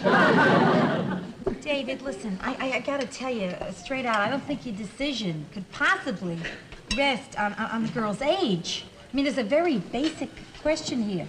Do you love her? Yeah, I do. What do you love about her? Her age. I love her ankles, her neck, everything. Don't embarrass me, huh, Rhoda? David, I get the feeling you've already decided what it is you're gonna do. You just haven't said it. Rhoda, I'm gonna get married. If she'll have me. And I think she'll have me. Because she's been telling me if we don't get married, she'll leave me. Oh, I can't take this restaurant anymore. Let's get out of here, huh? Yeah. What do you think? I got a limousine outside. You do? With a chauffeur in it. Wow. Things have changed for us, Rhoda. Oh, have they ever? That's true. What do you say we take a limousine ride through the old neighborhood? The old neighbor? Oh, come on. Really? David, me in a chauffeur-driven limousine going up the Grand Concourse? Listen, it's too childish. Really. Do you think the chauffeur would mind if I rode on the hood? Looking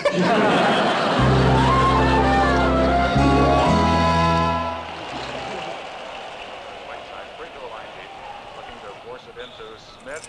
He's covered there nicely by Reed. Back out.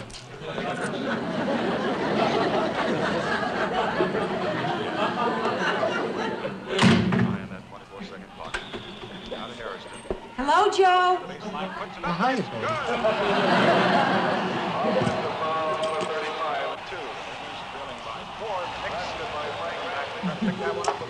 Aren't you the least bit curious about my date? Well, maybe you tell me about it later. There's a great game on now. Oh, a great game on, huh? Let's watch the game, sure. What's the score? Okay, you got me. You're a little jealous. No. It would be pretty lousy of me to be jealous. I mean, this is a guy that you used to like, and you just went out to dinner with him.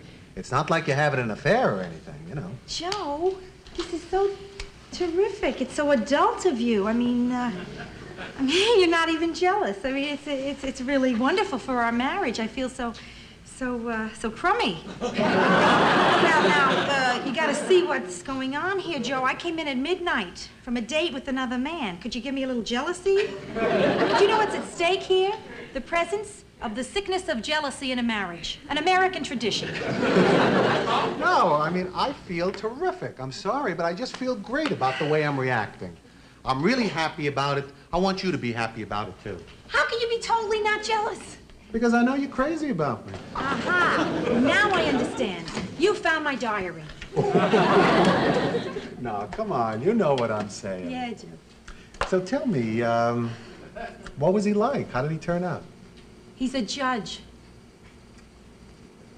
Okay. It's a better job than me. I still don't feel bad. I'm not quite as happy as I was a minute ago, but I'm okay. A judge, huh? A judge. He drop you off? Well, sure. In a limousine. With a chauffeur. How you doing? Oh, fine.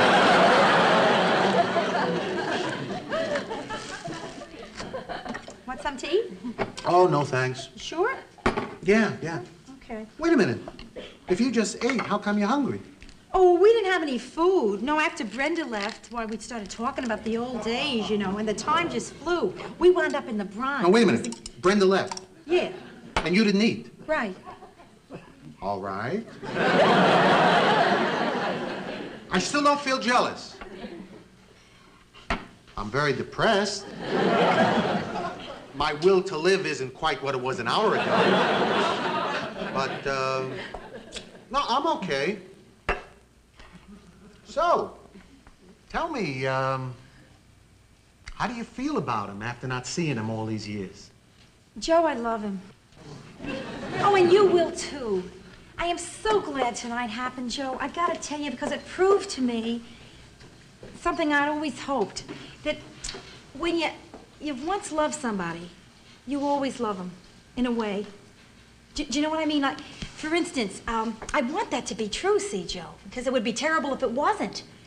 If you and I, God forbid, a million times, a billion times, if you and I were ever divorced, God forbid, a million billion times. But what I'm trying to say is, Joe, I'm in love with you forever, whatever. Thanks. What were you doing in the Bronx? Nothing. Limousine stuff. No. Now, let me stop myself. Don't tell me. Because if I can get past this moment right here, I'm going to be the champ. Mr. Together may get crowned tonight, so just give me a second. Okay. Joe, you think you can do it? I'm not sure. Maybe.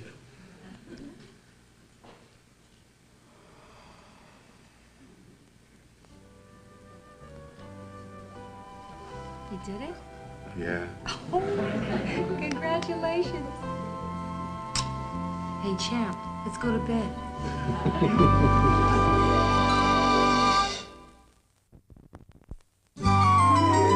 Joe, David is such a terrific guy. You're just gonna love him. Oh, I'm really looking forward to it, Dave. Yeah. Hey, listen, zip me up, will you? Hey, how did you zip yourself when you were single? Well, when you're single, your arms are longer. Thank you. Yes? Yes, this is Carlton, your doorman. Yes, Carlton, yes. What is it? Is anybody up there dead? What are you talking about? What? Well, there's this big, shiny black limousine down here, and the chauffeur says it's for you. Carlton, the car is not for us. The couple in it are coming up to see us. Then you're telling me that you're not dead? Good, Carlton, yes.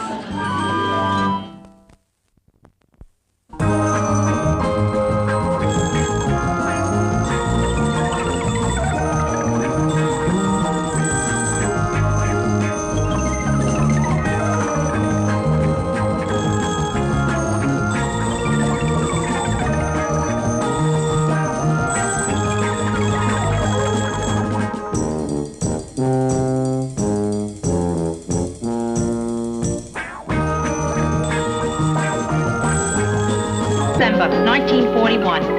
I've always felt responsible for World War II. The first thing I remember liking that liked me back was food. I had a bad puberty. It lasted 17 years. I'm a high school graduate. I went to art school. My entrance exam was on a book of matches.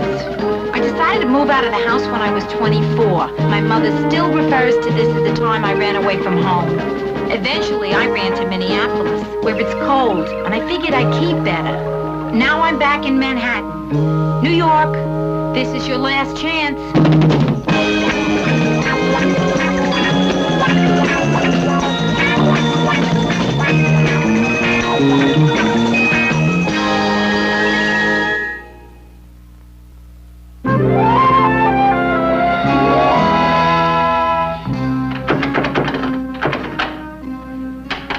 Come on, Joe.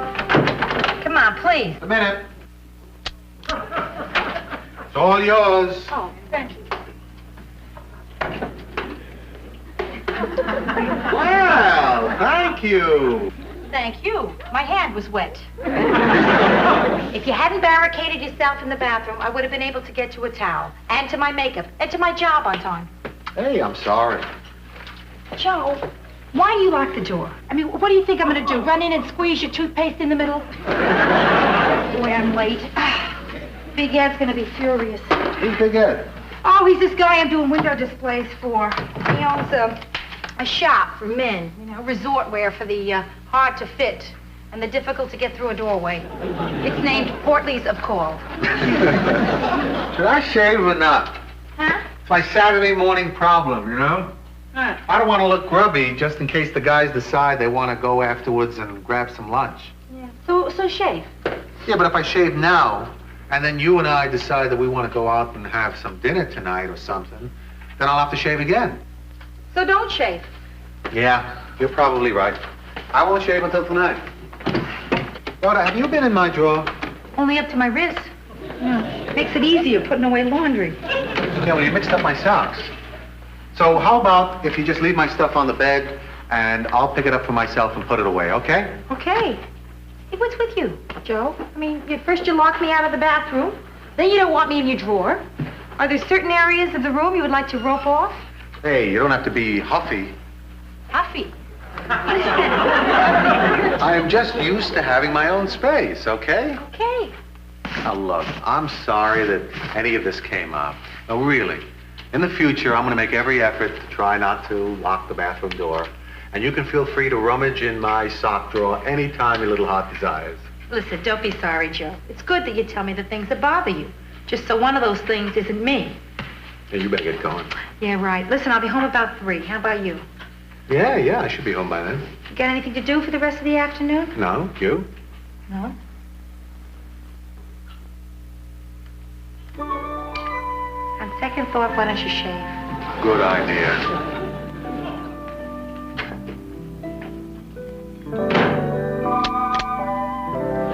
Locking the door to shave?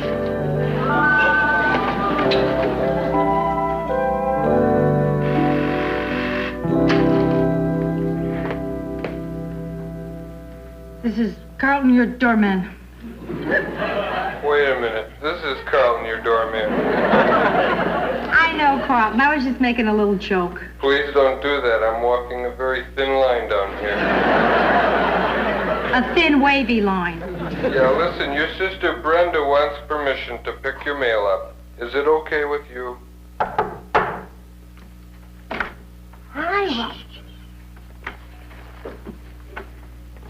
Hi, Carlton? Yes. Listen, I think I would rather pick up my own mail myself. Oh, okie dokie. I'll tell her. Brenda? Your sister says she wants to pick up her mail herself. Hockey dokie, Carlton. You're doing it to me again. That's right. Oh, Ro, what are you working on? Oh, it's a window display for Sainsbury's drugstore. Yeah. Oh, boy. Post-Christmas, pre-Easter. It's murder thinking up displays between holidays. Santa Claus feeding Tums to a rabbit? No, that's the Easter bunny, you see. I figure with a little sign that says, Tums for the bunny. What do you think? It's kind of cute. It's the pits. Forget it. Hey, listen, Brenda, what are you doing home from the bank? If it's a holiday, let me know. I could use one. No, I called in sick. Oh, really? What's the matter? Nothing. I just thought I'd give myself one more day to change my luck. I had a really lousy weekend, and Monday's my lucky day. How do you figure? It's the day my lousy weekends are over. You got anything good there? Nah, just bills mostly. A couple things for Joe. Oh, I see Carlton's reading your magazines, too. Oh, yeah. The wine ad here smells like muscatel. Oh, terrific. A letter from Mary. Oh, that's really cute stationery. Yeah, isn't it? Well, this is symbolic of the difference between us. Now, you see, Mary's stationery is yellow with the perky little Mary and a flower. Mine, on the other hand, is gray with the perky little New York wrecking and a bulldozer. So how is Mary? Oh, I'm sorry, Bren. You want to hear this? Only the personal parts. Dearest Rhoda, how are you and Joe? How is Joe, by the way? Joe's terrific. Why? Well, this doctor bill's addressed to him. To Joe? I admire your self-control there, Rhoda. Brenda, I couldn't help myself. I couldn't. I saw Joe's name in that little cellophane window and something snapped. What's it say? Professional services rendered, $100. That's it. I know a way that we can find out what the bill's for. Yeah? Ask Joe. I can't do that, Brenda. He has this big thing about privacy, and I feel like I just violated it.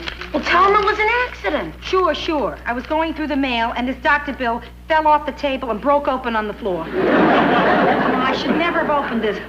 Oh, well, Rhoda, you were concerned. Besides, you couldn't help it. Snooping is an inherited trait. It's in our genes.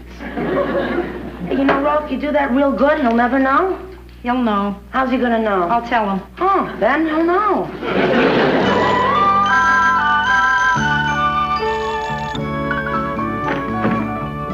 Hi, babe. Hiya. Hi. How you doing?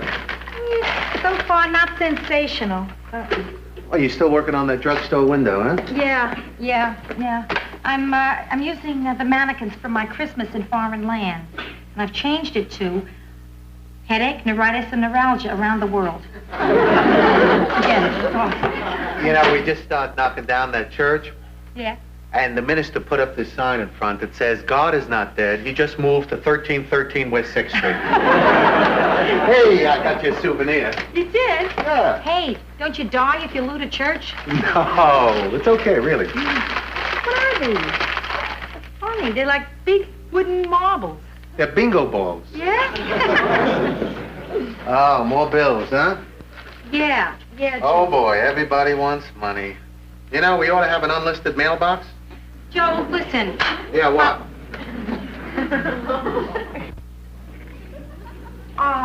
I was just going to say that I didn't have a chance to make dinner yet. Oh, that's okay. Listen, you worked all day. Let me throw something together. Oh, no, I can't let you do that.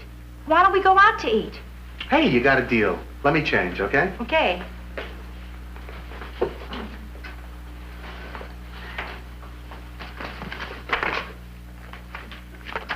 Wexler.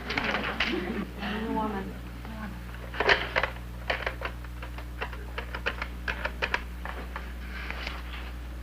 Yes, hello. Is this Dr. Wexler's office? Oh, it's Exchange. Maybe you can help me. Oh, no, this is no emergency. Don't put me through to the doctor.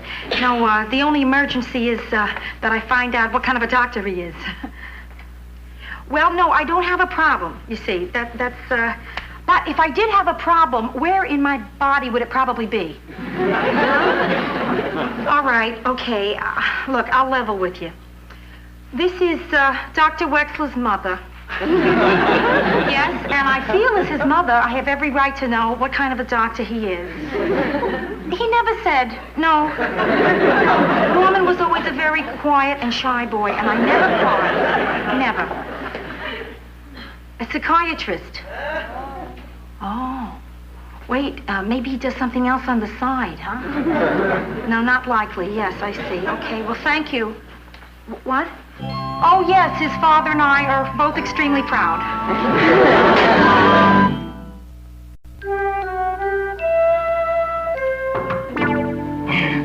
Come on in, Ro. Hi. Hi. Brenda. God sure works in mysterious ways. You know, I knew I shouldn't have pretended I was sick, because now I really am. Oh. Listen, can I get you something? No, it's just a sore throat. You know, Ma told me to wrap a wool sock around my neck and hold honey in my throat. Listen, the weird thing is, that works. I know, but I didn't have any. What about pantyhose and grape jelly? I'll make you some hot tea. You and Joe go to the movies tonight? Yeah. How'd you know? You got gum on the back of your pants. Oh. Yeah, I always get gum on the back of mine in the movies, too. How about that? I wish people would learn to put the gum under their seats like they're supposed to. So, did you ask Joe about the doctor thing? Oh, Brenda, I was just about to. You know, when he was going through the bills. Then he gets to the doctor's letter, and he quickly puts it in his pocket, like he doesn't want me to see it. What are you gonna do? I already did it. I called up Dr. Wexler's office, and I found out what he is. What? A psychiatrist. Oh, I am so relieved. Relieved? I can't believe it. I thought Joe was so, healthy, so normal. A lot of healthy, normal people go to psychiatrists. Yeah. A lot of people go that you'd probably never think went. Not even in a million years. Like who? Well, like me. You went? Why? Ma sent me. She did? Yeah. Well, she doesn't know that she sent me. Oh. Well, are you still going? No, but one thing that the shrink said really helped me. He said, and I quote, "People are the only animals that make themselves sick trying to be something they're not. Turkeys do not strive to be eagles, nor do eagles strive to be turkeys." You needed him to tell you that? Well, I'm not striving to be an eagle anymore. Now I have this irrational fear of Thanksgiving.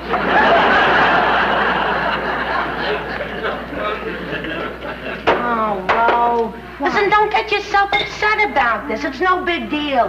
Going to a shrink these days is nothing. I know that. I mean, it's a very common thing. Everybody goes. You're almost not normal if you don't go. But why Joe?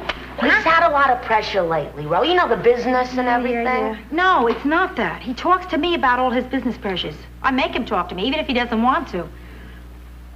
It's me. I'm making him crazy, aren't I? No, you're not. It is. It's You're me. not, I'm doing Ro. it. No, I you am. wait and see. When Joe is ready, I'm sure he'll tell you all about it. Yeah. I thought he was going to tell me something tonight. Right after dinner, we went to that new Ingmar Bergman picture, Scenes from a Marriage. Okay. There's this part where the wife brings divorce papers to the husband for him to sign, right? Yeah, perfect, huh? Okay. So in the middle of this part, Joe starts making these sounds. Like, Wow, right there in the theater? Right there, yeah. Like that, loud. So, I remember him telling me that he gets emotional, and when he does, he coughs. I figured this is it. Yeah? So I leaned over and I whispered to him. I said, "Joe, come on, let it out. Tell me. What is it? Trust me." Oh, that's very good. What did he say? I got a popcorn husk stuck in my throat.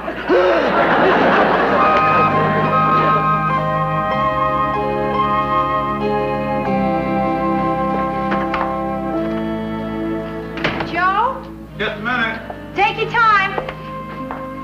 Hey, you know where I finally found your pajama bottoms this morning?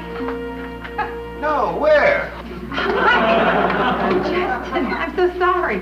Thought I was talking to Joe. Yeah, I figured that. Where is he? I'm supposed to have lunch with him. Oh, he just called. He said he got hung up on a job, and he told me to entertain you until he got here. Okay. But unfortunately, my banjo is being tuned today. Justin, it's too much. Hey, listen, can we talk? Sure can.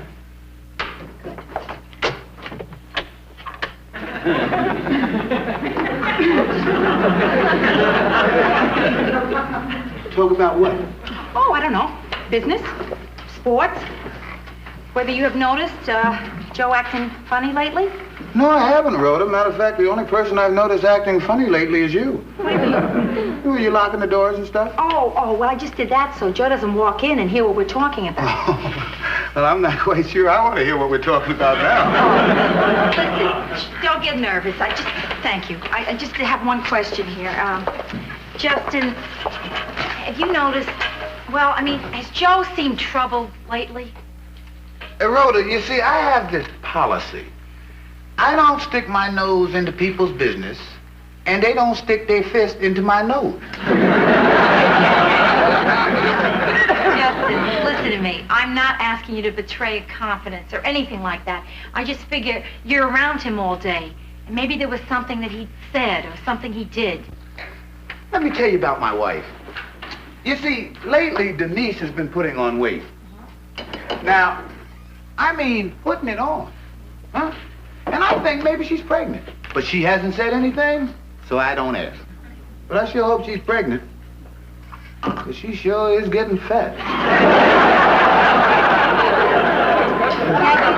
You see there? As much as you want to know if Denise is pregnant, thank you. That's how much I want to know what's bothering Joe. Yeah, but see, the difference, Rhoda, is you can ask Joe. Well, I mean, just stop and think. How would it sound if I said, listen, Denise, sweetheart, lately I've noticed that you've been looking a little pregnant. And I want to know whether you are or not. Now, if she is, then it's cool. But if she ain't... Right. I got you. Right. Just a minute. Oh, there. Oh, how come the door was locked? I was practicing privacy. Thought maybe my mother would come barging in. Hey, I'm sorry that I'm late, but I got hung up on the job, and I tell you, I'm running behind. I don't think we'll be able to make lunch today. Oh, Joe, that's okay. I don't care about lunch. You know, I really just want to talk to you about something. Well, can we do it tonight? Sure. I gotta wash up, and I will Right. see you tonight. Okay, kid? Joe. Right, Right fine. Justin, why does Joe lock the door? Rhoda, why is Denise getting fat? Gotcha.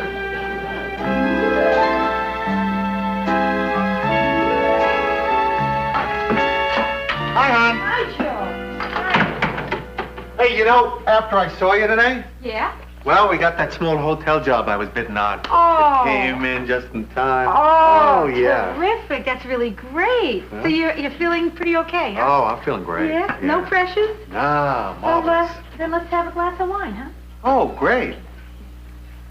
So, tell me, what'd you do today? Oh, let's see. After I left your office, I stopped by the library. Then I walked all the way home. And, I finally came up with an idea, a good idea for the display at Sainsbury's drugstore. Now ask me what I did yesterday. Okay, what'd you do yesterday? I opened a doctor bill addressed to you. I know. What? Well, you put the bill inside out when you stuck it in the envelope. Oh, Joe, why didn't you say something? Well, I figured that you would tell me, if you wanted to tell me, why you opened it. I mean, I don't pry. You see that, Joe? You're so good, and I'm so rotten. I should have told you right away. I'm so sorry, really. You can read my mail. I'll let you read my letter from Mary. I already did. Did you? Yeah, it was up on the shelf. Oh, Rhoda, listen, it doesn't matter. I mean, you read something that was addressed to me. Yeah. Who cares, huh? Yeah. And who cares if Wexler is a psychiatrist? You know? Yeah, Joe, listen, I was so worried when I saw that bill was from a doctor. I thought you were keeping something from me. I was. What were you keeping from me? Now, you don't have to tell me if you don't want to. Please want to. Please. Okay. Okay. It was when my marriage to Marion was breaking up, we decided that we should seek outside help. So we went to see an outsider, Dr. Wexler. And he listened to our problems, and he seemed to zero right in on the major difficulty of our relationship. Which was? That we were both married to each other. Well, what do you and Wexler think about Us. Well, I didn't go see him about us. Well, I mean, not just about us. Maybe about us. Yeah. Oh, this isn't easy. You're telling me? My hands haven't sweated so much since I tried out for cheerleader. I was the only kid whose pom-poms ran. You see, I just had to talk things out with Wexler. Yeah, last time you talked things out with Wexler, you got a divorce. Well, having been through one bad marriage, I had my doubts. And here I was, finding myself in another marriage, and a great marriage, and I was just afraid that I was going to blow it. Joe, I thought it was me, maybe. Well, what Dr. Wexler did also. He did? Well, he likes me. Now, look, I just have to admit that it's not easy to adjust to you. You're so giving, you're so affectionate, I can change. Listen, I began to think that something was wrong with me because I couldn't be as open as you were. Joe, I can't tell you what I've been going through, the fears. I mean, I really thought it was something I had done or was doing or... Joe, are you telling me that you went to a psychiatrist because there's something good about me? Yeah, I guess so, sure. Are you still going? No, I just went twice. It seems silly to pay him $50 an hour just to tell him that I love you. Well, if you have to tell someone, I have an hour free. Step into my office. Okay. Reasonable rates. Okay wine. Okay. Terrific hors d'oeuvres. Rhoda? Yeah, Joe? Come in here a minute. How can I? The door is locked. Try it.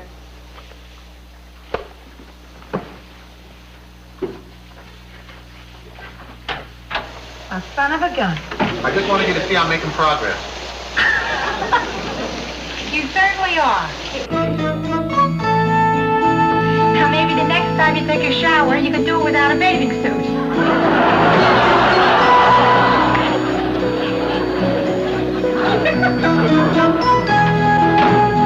Very good.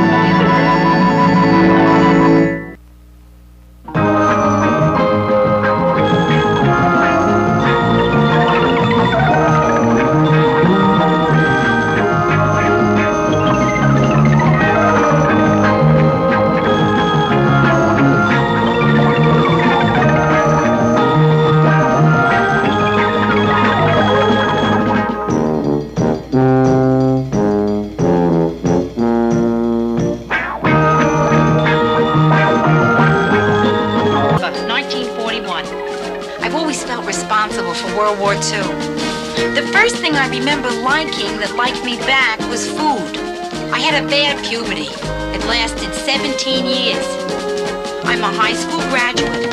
I went to art school. My entrance exam was on a book of matches. I decided to move out of the house when I was 24. My mother still refers to this as the time I ran away from home. Eventually, I ran to Minneapolis, where it's cold, and I figured I'd keep better. Now I'm back in Manhattan. New York, this is your last chance.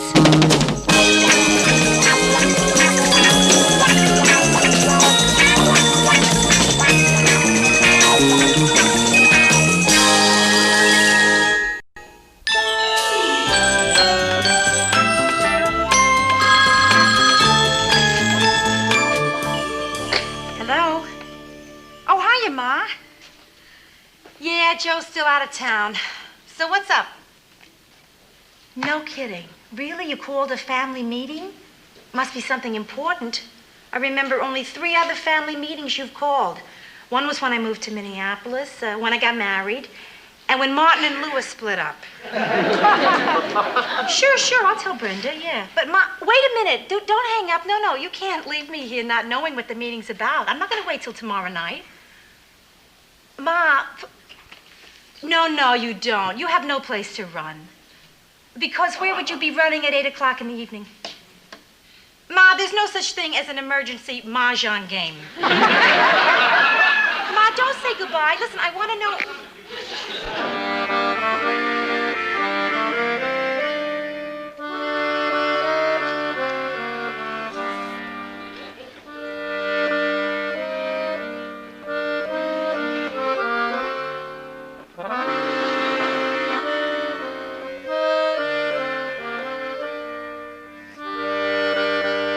Vince, this is so much trouble you go to. I mean, why lug your accordion all the way here when I can just put on some records or something? Well, I thought it would turn you on.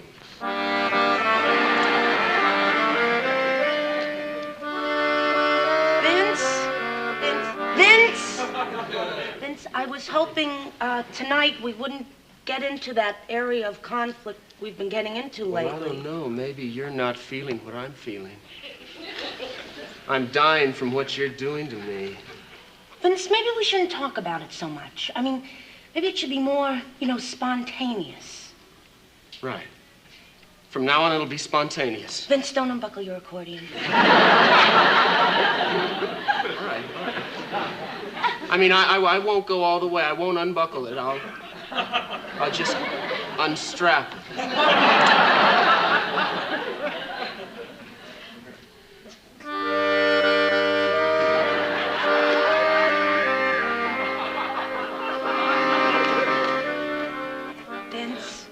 Maybe tomorrow night.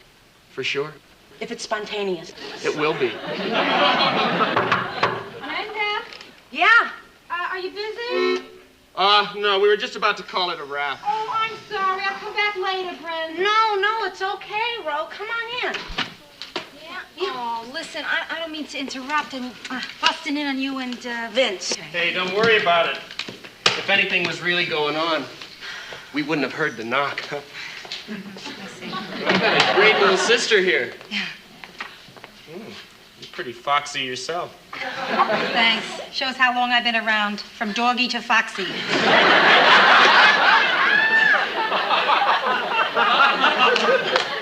Tomorrow night, baby. It's gonna be an important night for us. We're gonna be spontaneous. The earth will move. The sky will open. And I'll bring some ribs.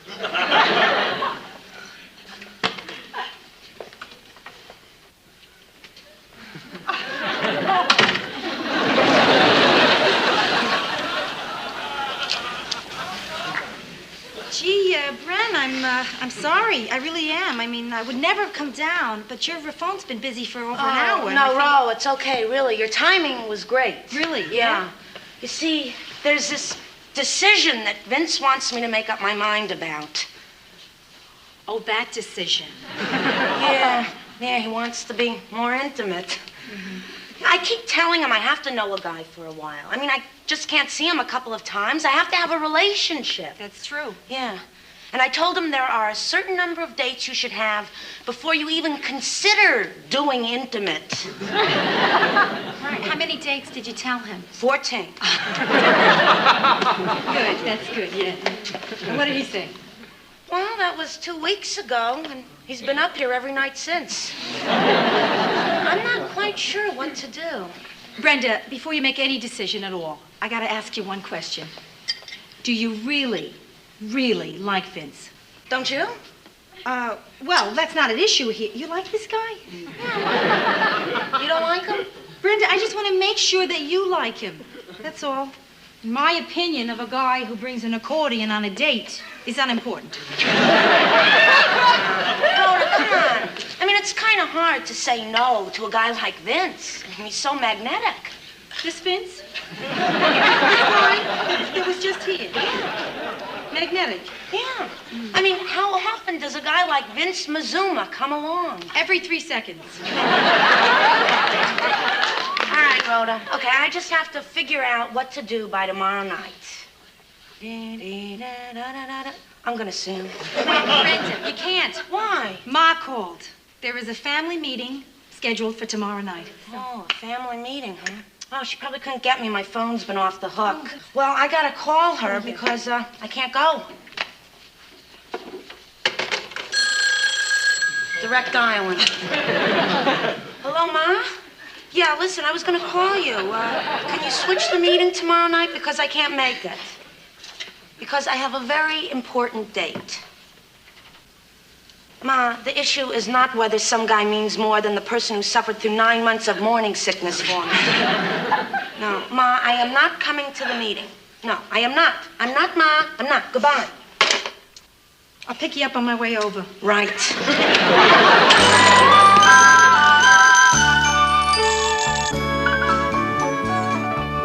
Okay. The family meeting is now called to order. Now, Ma, what is it? Well, let's just say hello first. And let's try to be calm because in a few minutes there may be a lot of hysteria and this may be our last chance to be calm. Hello, Rhoda. Ma, what's going on? Well, Rhoda, I see you have blown your last chance at being calm by becoming hysterical too early. Where's Pop? Is this something about Pop? It's Pop. Is it? That's what's the matter with Pop. It's not your father. He isn't here because I didn't want him to know anything about this. Now, the two of you will sit down. I will try and figure out a way to explain this to the both of you. Oh, my God. Ma, what's wrong? I've decided I don't want you two to know about it either. Ma, you made me rearrange my whole life to hear about this thing. Now you're not even going to tell us what it is? Well, this is ridiculous. I'm not going to go through this. So long, Ma. Whatever it is, it can't be so important to go through this kind of aggravation. Yes, it can.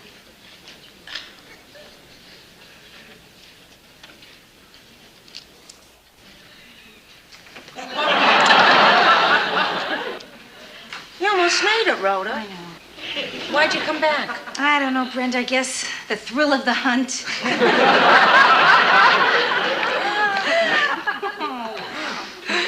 It's my health. What? Ma, What are you what about your saying? health? Have you been to a doctor? No, I don't want to hear what they have to tell me because I'm afraid there's something really wrong.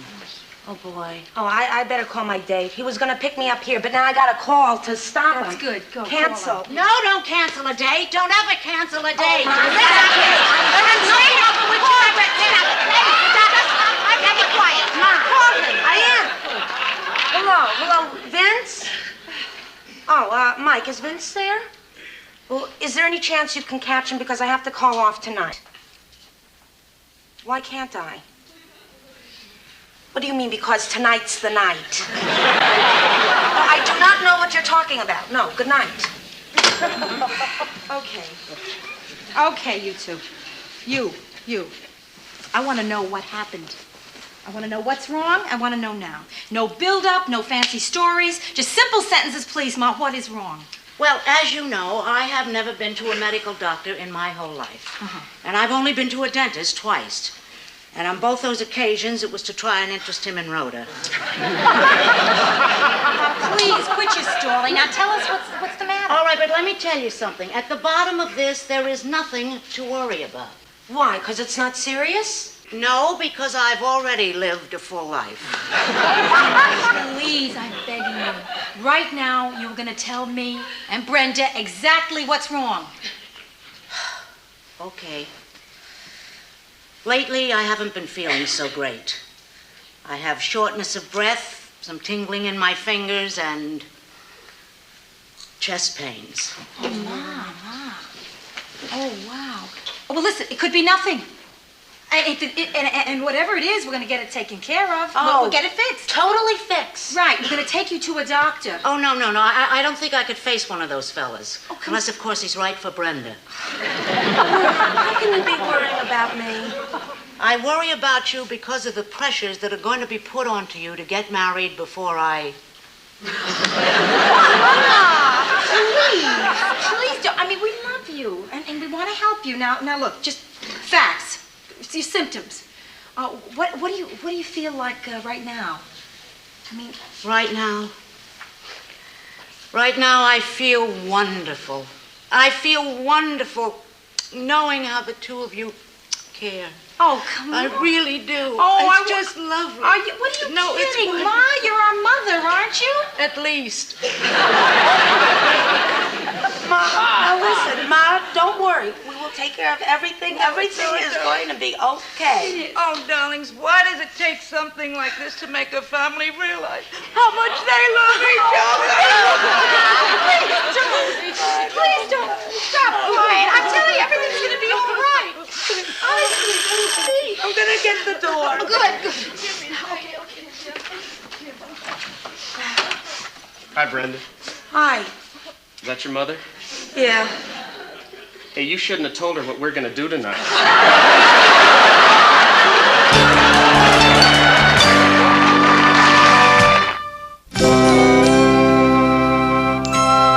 Right this way, Mrs. Morgenstern. The doctor will be with you in just a minute.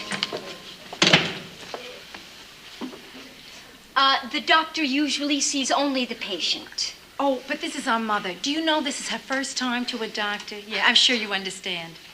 But I'm sure that you can see our problem. I mean, if we let people bring their families in, why, we'd have children all over the desks. Listen, I don't have to go to Mana, just relax. Do you hear me? Just relax.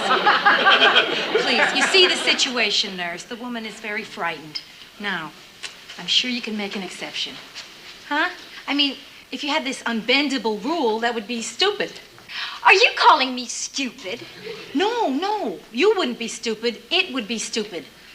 However, if you insist on us leaving, you are not bright. The patient stays and you two go. Hey, look, please don't do this. I don't want an argument here. All of this is pointless. Now you're just going to have to leave. There's Nurse. nothing more to say. Yes, there is. If you don't let us stay, I deck you right here.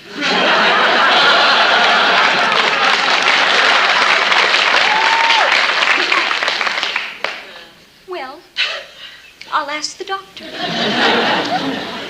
Oh, listen, Rhoda, I'm sorry I let you handle that alone. I mean, on an ordinary day, I would have made yoga to her in 2 minutes. Sit, Ma, sit. Yes. Listen, how long do you think this whole thing is going to take? Well, it might take a while. That's the truth. I mean, they got to take all these tests. Listen, I've never taken a test in my life. I read a lot about these tests. These tests can be very embarrassing. If he comes at me with a little bottle, I'm leaving. Hello. Hello there, doctor. Which one of you threatened to punch my nurse? Well, to tell you the truth, Doctor, if anything had started, I think the 3 of us would have been in on it. Let's try and relax, shall we? Now, to begin with, I want to ask you a few questions. Mrs. Morgenstern, how tall are you? She's approximately 5 feet tall. We don't like approximations. You know exactly how tall you are? Without heels, 4'10" and 3/4. With heels, 4'11". Thank you. How old are you? Guess. Do you know how many patients I have waiting for me out there? I'll guess that when you guess my age.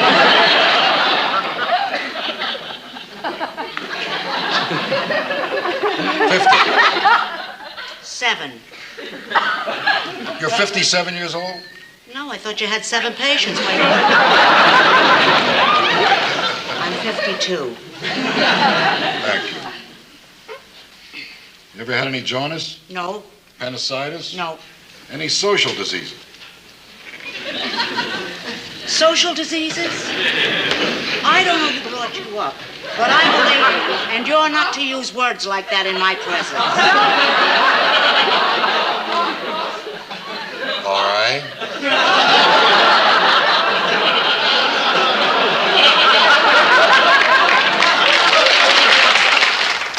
Do you have any allergies? I'm allergic to little bottles. I'll get you a big one.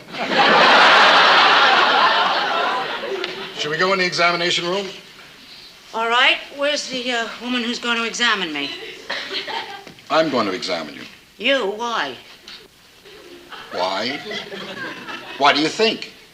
Because I think maybe you get your kicks from seeing a woman my age naked. Mrs. Morgenstern, I examine naked people all day long. I've been doing it for over 20 years. Oh, come on, Doctor. You mean to say if you, don't see an extraordinary body, you don't let that stethoscope linger a little?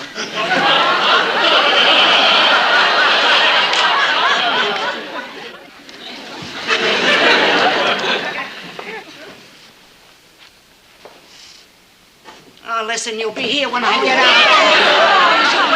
Wait, Darling. where would we go?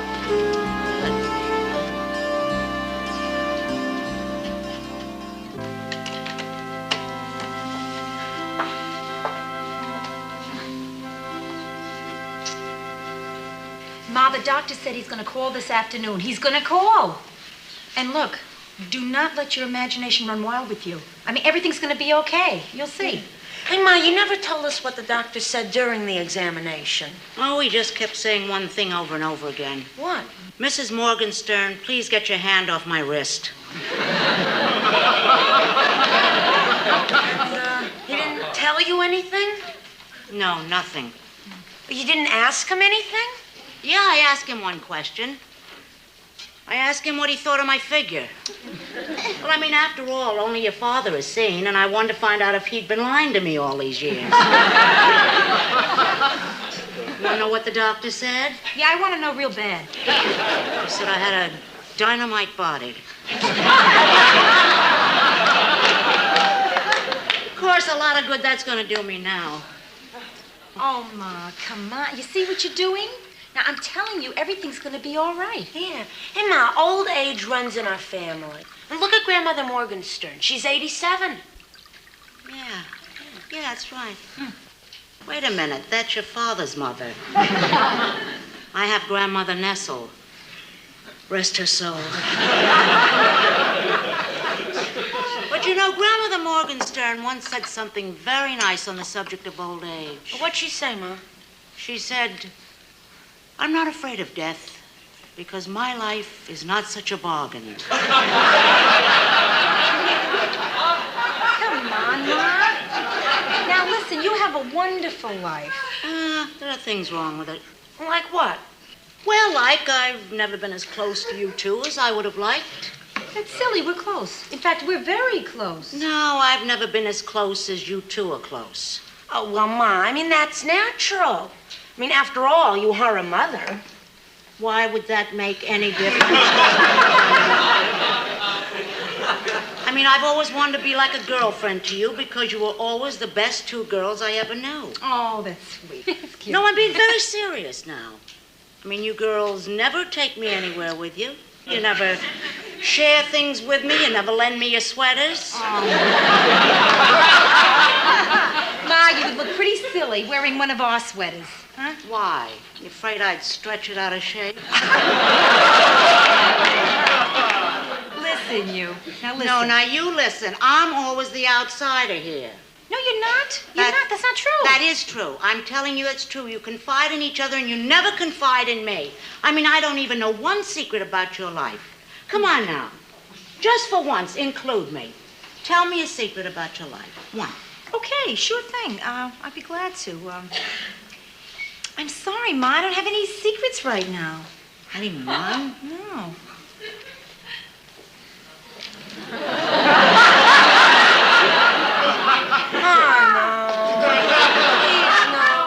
Oh, come on, Brenda. You got a secret? Oh, Ma. Ma, just my luck. I have a secret. I never have any secrets. Why today do I have to have a secret? Brenda, will you tell me? Ma, I can't tell you this kind of a secret. Vince, you know. Oh, yeah, but Brenda, wait a second. I mean, Ma's trying to be friends here, palsies and everything. And besides, it's not anything she wouldn't have guessed.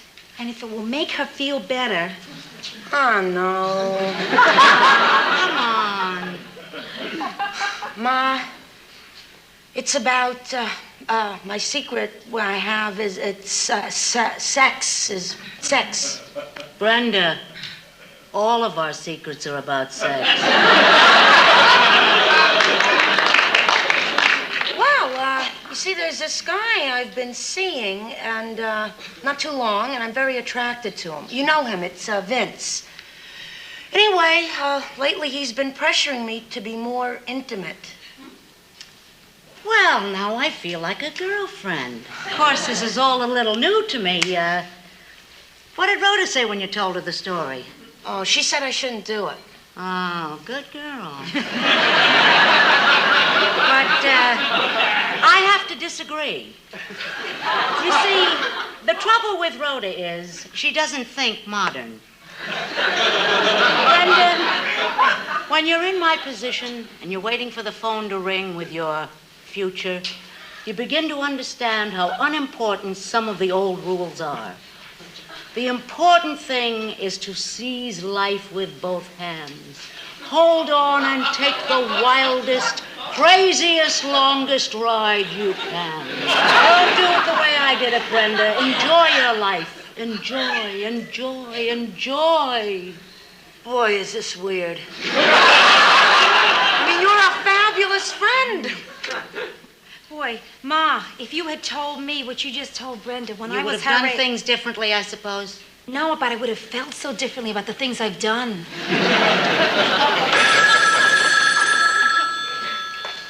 Hello.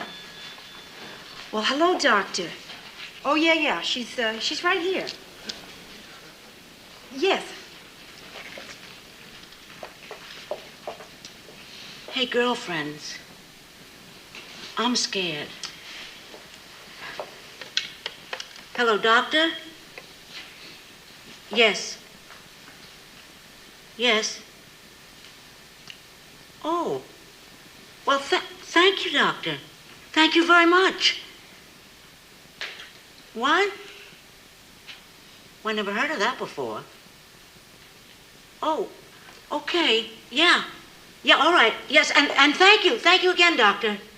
It's not my heart. Oh. It's not my heart. I mean, listen, it wasn't physical. It was emotional. Oh, Ma, what'd I tell you, huh? Oh, yeah. Oh, that's great. Oh, everything's okay. Oh, wonderful. It is. It's terrific. But what did he say that worried you? He told you something after he told you the good news. What? Well, in my whole examination, they only found one thing. Yeah. I shrank half an inch. Oh, well, petite is good.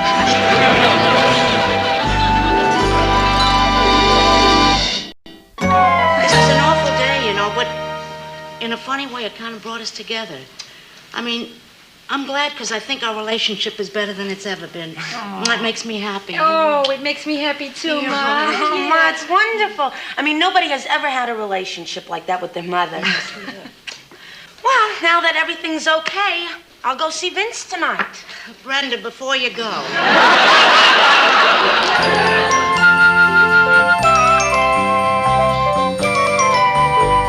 I think we ought to have a little talk. A big little talk.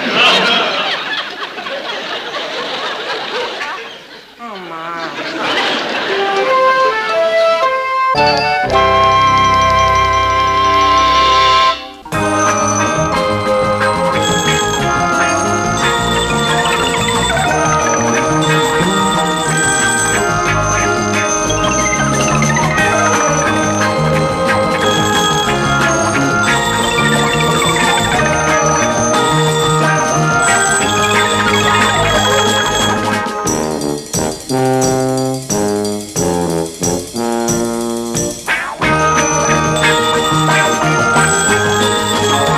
In December 1941. I've always felt responsible for World War II. The first thing I remember liking that liked me back was food. I had a bad puberty. It lasted 17 years. I'm a high school graduate. I went to art school. My entrance exam was on a book of matches. I decided to move out of the house when I was 24. My mother still refers to this as the time I ran away from home. Eventually, I ran to Minneapolis, where it's cold, and I figured I'd keep better. Now I'm back in Manhattan. New York, this is your last chance.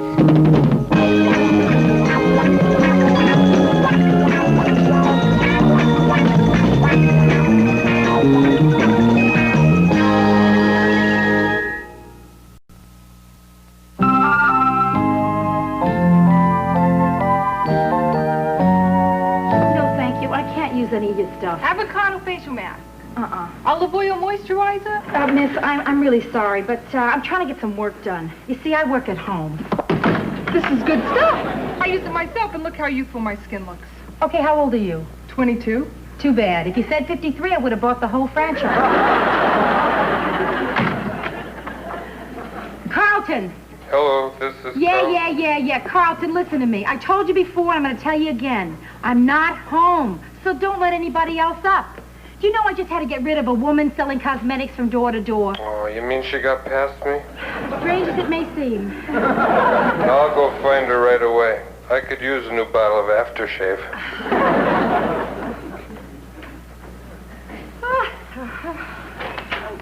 Hi, babe. Surprise. Hi, Joe. I was on a job in the neighborhood, so I figured why buy lunch when I'm so close to home? Listen, babe, I really would like to cook some lunch for you, make you something, but I can't. I'm too busy. I'm trying to come up with an idea for this new job I'm up for. Oh, that's okay. I don't need someone to fix me lunch. I'll just have some fruit and cheese and stuff. Good. What new job is that? It's Martindale's. Boy, if I get this, it'll be the biggest account I've ever gotten. I mean, up till now, the biggest was when Tie City added belts. Oh, that's fantastic. Yeah. Say, where's the cheese? I thought you said you could make your lunch yourself. Oh, yeah, I can make it. I just can't find it. Okay. You know, the whole idea of working at home is really awful. It is. Because I'm home, people feel free to just drop in whenever they like. Look, even you. Okay, you're allowed. All I want is lunch. I know.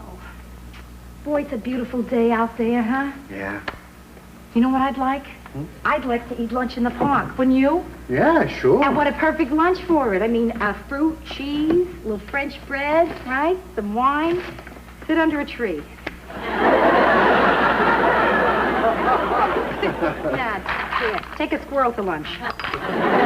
You understand, don't you? I mean, you're a distraction.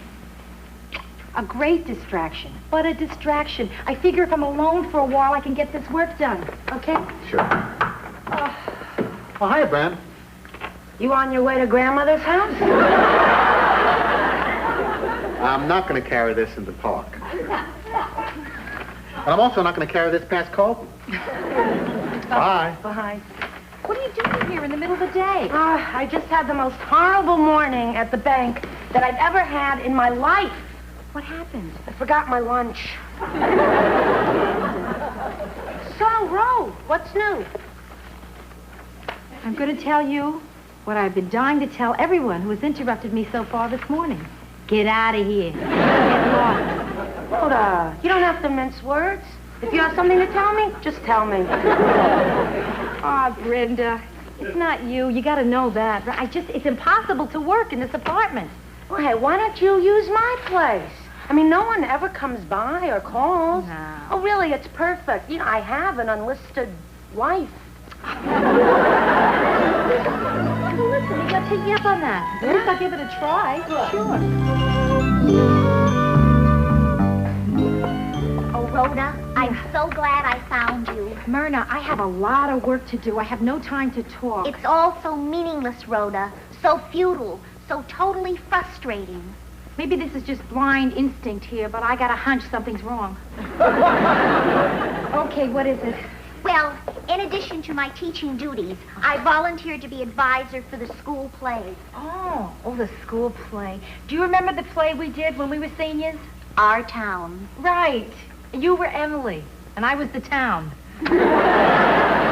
Anyway, I wanted to do a play that had never been done in school. Mm-hmm. I chose War and Peace. You mean the War and Peace? I spent my entire summer vacation adapting the novel, making it into a play. I managed to cut it down to 150 speaking parts. And now they won't let me do it. Myrna, if the kids are anything like we were when we went to that school, there aren't 150 of them who can speak. It's so typical of the bureaucracy I face every day. All I want to do is teach, and I have to fill out 10 forms to get a blotter. Yeah. And now this. And look at all the work I put in, Rhoda. Designing sets, drawing the costumes. Listen, Myrna, I'd love to look at these with you. I really would, but I can't. I have no time. I have this big presentation I have to get ready for tomorrow. And I haven't even figured out a theme for it yet. I mean, I can't come up with an idea. It's the pits. I'll get out of your way. Thanks for listening, Rhoda. Hey. What? Nah. What? What? Maybe. I don't... War and Peace. This could be a theme for my windows. Yeah. The Russian look is going to be very big this spring. Sure, Myrna, I could do 3 windows of war and then 4 of peace. The war windows all reds and oranges, and then the peace windows in pale colors, pastels. This is so exciting, watching the birth of 7 windows. Myrna, this is so good. This is good. This is up. I'm so happy I got this. Now I gotta get a fabric. Do you realize what I just did? I just stole your idea. No, take it. It's okay, please. I'm honored you want to use them. Really? Yeah, can I just stay and watch you do it? Sure. I'll be quiet, I promise. I'm just going to sit over here and read 38 essays on the symbolism of the Mississippi River and Huckleberry Finn. Well, that sounds fun. It's the pits.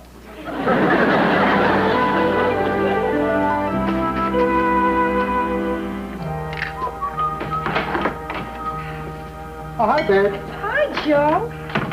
Hey, I stopped at the deli and bought us some dinner. Oh, me too, only I went to the Chinese place. My favorite, sweet and sour lox. So, how did the interview at Martindale's go, huh? Terrific. Really, terrific. Yeah, the War and Peace idea knocked them out. They were really crazy about war. Hey, that's great. So then you got the job, right? No, not yet, Joe, no. When I left, there were 5 people waiting to be interviewed. There's one guy with an earring and a cheetah. Looks like he might have some offbeat ideas. Oh, boy, if I should get this job, Joe, it would be huge. Maybe too huge. Do you realize I would be carrying as full a workload as you? Maybe more? How does that grab you? Rhoda, what's wrong? I mean, you worked for years for something like this. Yeah, I know. It's like one day I hope I'm going to get a call and they'll say, "Hello, this is Pittsburgh. Come on over and knock us down." I mean, it's something you've been aiming for, you know? What is it? You afraid you can't do the job? No, I can handle the job. Can you? I mean, come on, Joe. It's got to bother you a little, too, doesn't it? Okay, I'll admit there's a part of me that isn't crazy about it. But Rhoda, you gotta understand, I went through a marriage where my wife didn't work and it didn't work. Maybe if she had worked, it would have worked. I mean, look at us. You're working and it's working. Oh, yeah, maybe you're right there. But if I do get the job, I can't work at home here.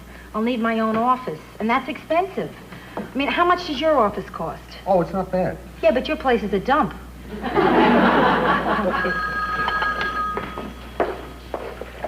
Hello? Hello, Mr. Critchfield. It's the guy from Martindale's. What? I what? I don't believe this. You must be kidding. Oh, no, of course you're not kidding. It would be mean and crummy to kid a person like that. Oh, boy, I can't tell you how much this means to me. I'm telling you, thank you. Yes, I'll be there first thing tomorrow. And thanks again. How do you like that? I beat out 20 people in a cheetah.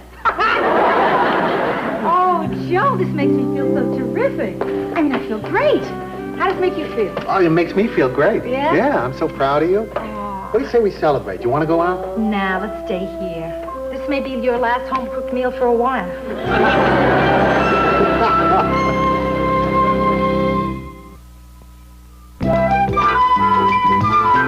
Hey, it's looking good, Joe. Hello. Oh, Mr. Pennick. Hello. Joe, this is the building manager. Mr. Pennick, this is my husband. Hi, Mr. Pennick. Hello. Hey, what's going on? What are you doing? Hey, we'll paint the office. We just painted it before you moved in. You're kidding. Oh. That yucky brown? that color I thought that was a color that another color turned when it spoiled. What'd you do with this desk? It says here, 1 gray metal desk. Yes, under the contact paper is 1 gray metal desk. 1 cruddy-looking chipped gray metal desk, which I fixed. I don't know. They're not going to like this. They? Who are they, Mr. Pennick? The yucky brown paint and the gray metal desk syndicate? I was going to send this home with your wife for you to sign, but since you're here... Oh, sure. Oh, wait a minute. What is that? What are you signing? It's your lease. Oh, well then shouldn't I sign it? This is my office. They prefer that the man of the house sign it. I see. But this isn't a house, Mr. Pennick. See, this is an office. My office. That's right, it's her office. I got you. It's her office. Oh, look, don't misunderstand me. I think it's terrific what you're doing here. I mean, not many guys would set up their wives with a business like this. No, wait a minute. I'm not setting her up in this. Right. Gotcha. Mr. Pennick, I am paying for this out of my own money. Right. Gotcha. But I am. All right. Stop winking. I'm not winking. Well, he is, and you're accepting it.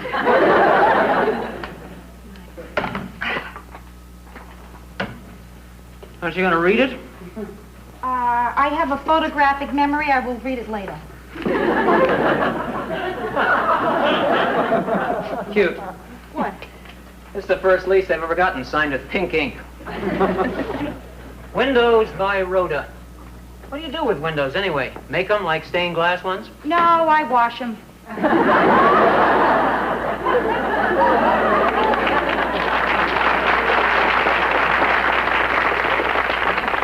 Hey, Rhoda, don't you think you're overreacting a bit? I mean, it wasn't that big a deal. It wasn't that big a deal. It was that big a deal, Joe. You don't have to face this all the time. I do. Whenever I take a client out to lunch and it's a man, I pay the bill, they bring him the change. Oh, thanks, Leo. Tuna? Yeah. Or tuna. Here's your change. Do you see that? Thank you. Hey, miss, how do you spell your last name? Gerard, G-E-R-A-R-D. That don't sound right. I thought it was a long one. It is. Morgan Stern. Excuse me. Morgan with an E, Stern. Hey, how come you're using your old name? Well, Joe, you see, I gave a lot of thought to this, and I realized that most of the people in the window dressing business know me as Morgan Stern. Besides, it's not my old name. That's who I am. Something I'll always have, like these thighs. Hey, Joe, listen. There are times when I need to be Rhoda Morgenstern, you know? But there's a part of my life where I just love being Mrs. Gerard. Oh, yeah? What's that? Oh, come on. A lot of the time. Sometimes when my mother comes over. Sometimes when I meet an old boyfriend. And, all the time. Just after lights out.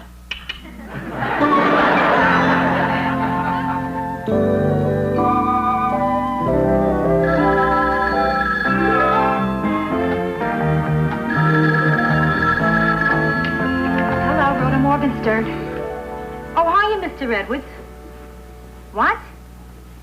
Oh, yeah, sure, of course. As a matter of fact, I was working on your window display right this very minute. Oh, yeah. Well, rather than describe it to you, I would rather just have you see it yourself. Uh-huh. Absolutely, tomorrow, I promise. The estimate, well, that I can give you right now. Sure. Yes. How is business, Mr. Edwards? Yeah, is everything good? Well, it's slow for everybody. Look, why don't I call you back with the estimate, huh? Very good. Bye. Where is it?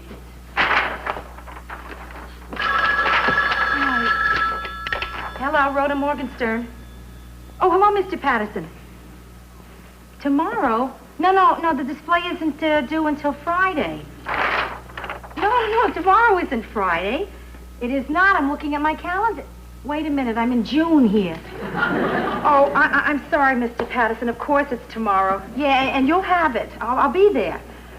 Okay. See ya. Oh, no. Rhoda Morgenstern. Hello, this is Joe Gerard. I was just wondering if my wife was there and when she's going to come home.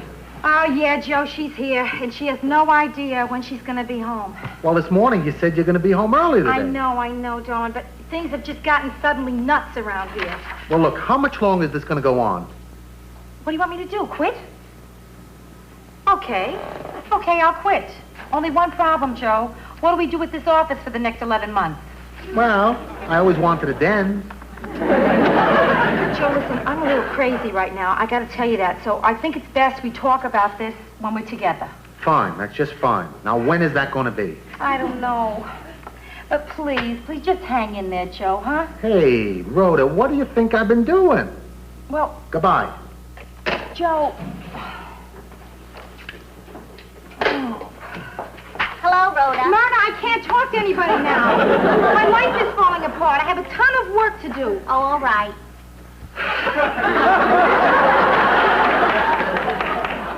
Okay, now. I'm not leaving, Rhoda. I came in to talk to you about something before you threw me out.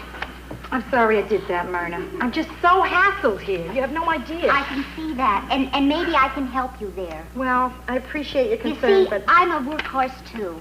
I'm one of those people who could never say no to anyone. So I always got too much work to do and thought I could never finish anything, and it drove me crazy. Yeah, well... But then one day I said to myself, Myrna, so what if you're late turning in your progress reports?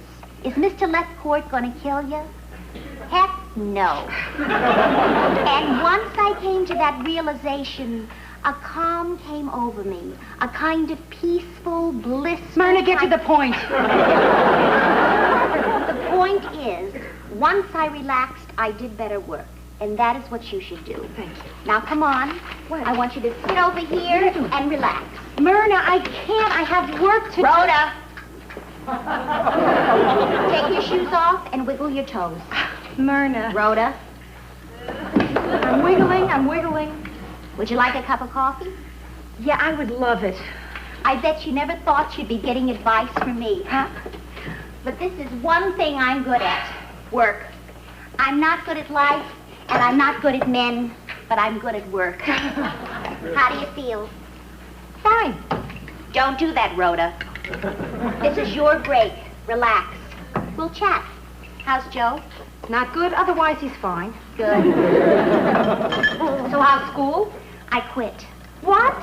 I'm sitting here complaining and you just quit an entire career? Myrna, why didn't you say something? I was going to, but you didn't seem to be in the mood to hear it then. Oh, well, why did you quit? I thought you loved teaching.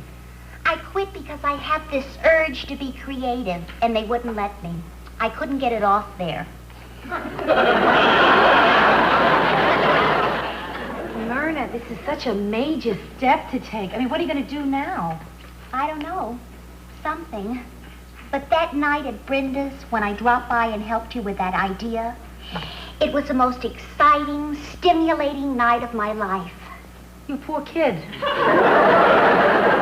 And then the other day, I went by Martindale's and I saw your War and Peace windows. And as I stood there among the crowd on the sidewalk, a thrill went through me.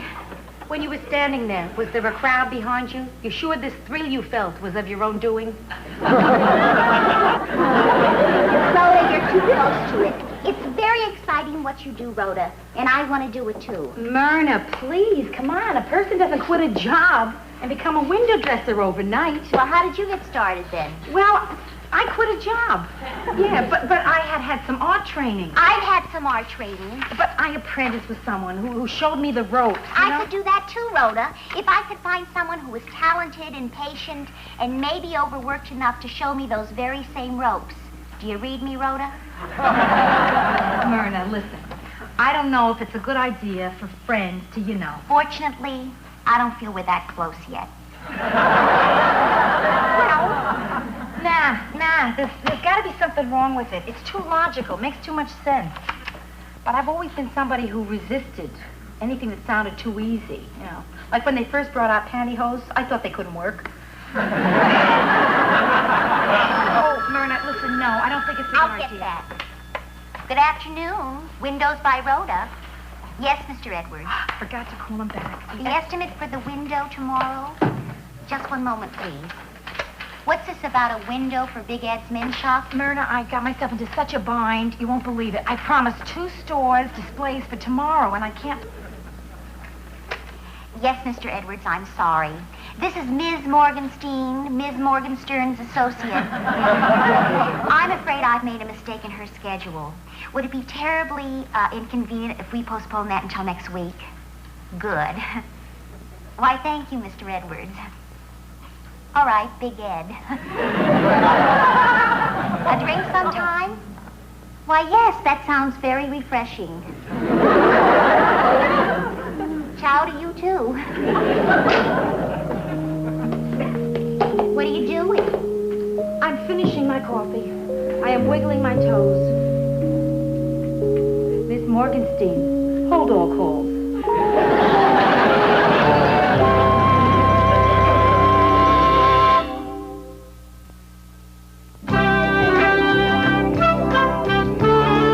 The guy told me you want to add another name under the R. Morgenstein here. Yeah, that's right, Leo. M. Morgenstein, associate. Morgenstern and Morgenstein. You girls sisters?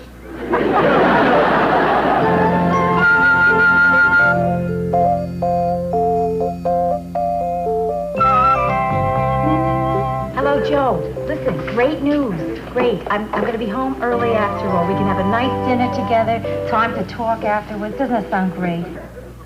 What do you mean, who is this?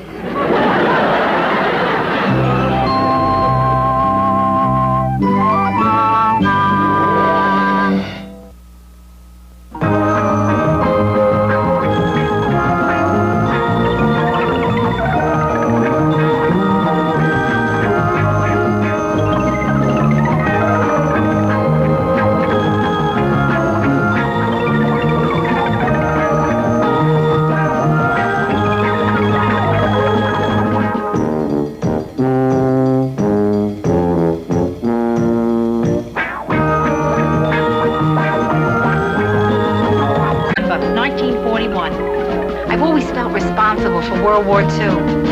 The first thing I remember liking that liked me back was food. I had a bad puberty. It lasted 17 years. I'm a high school graduate. I went to art school. My entrance exam was on a book of matches. I decided to move out of the house when I was 24. My mother still refers to this as the time I ran away from home. Eventually, I ran to Minneapolis, where it's cold, and I figured I'd keep better. Now I'm back in Manhattan. New York, this is your last chance.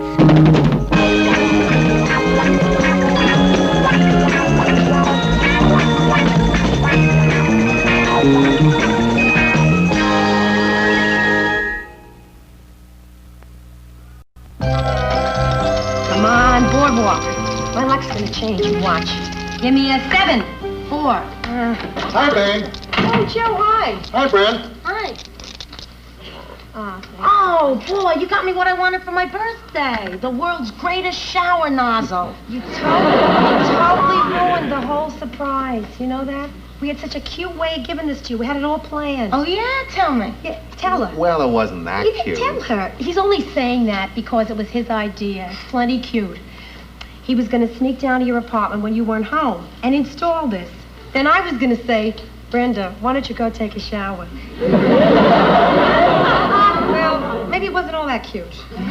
Hey, Bren, how about coming over Monday night and we'll celebrate your birthday, huh? Oh, Joe, she's probably got plans of her own for that night. Yeah. By the way, this is terrific. I want to show you the settings. They have, see, coarse, fine, needle, and abuse. So what do you say, Bren? Monday night, huh? Joe, listen, I don't want her to feel she has to come here for her birthday, you know.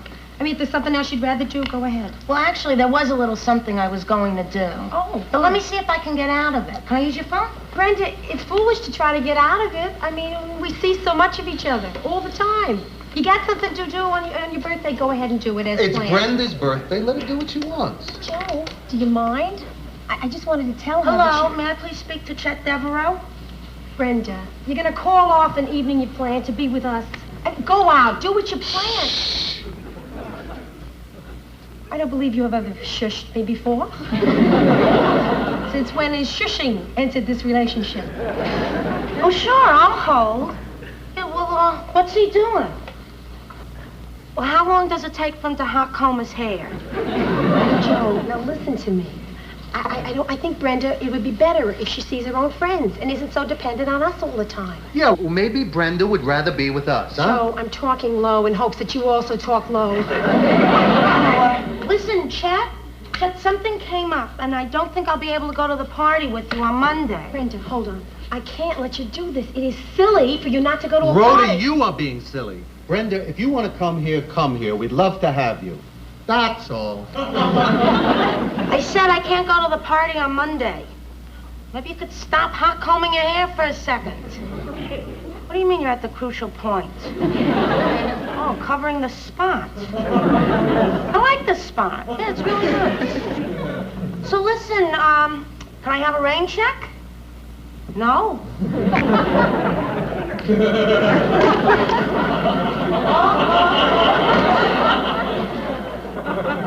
Why did you do that, Brent? Well, I had a choice on my birthday to either have fun with people I'm comfortable with or have Chet take me to a square dance party at his law firm. The 84-year-old senior partner is calling the do-si-dos. Brenda, don't worry about a thing. I mean, you know, I think you made the right decision, really. Well, sure. Where would I have a better time than with my own flesh and blood? And flesh and blood-in-law. Listen, we're gonna make you a great meal. Terrific. Hey, cook something fat in it. Because there's only 2 times I let myself go. On my birthday and Saturdays. Good night.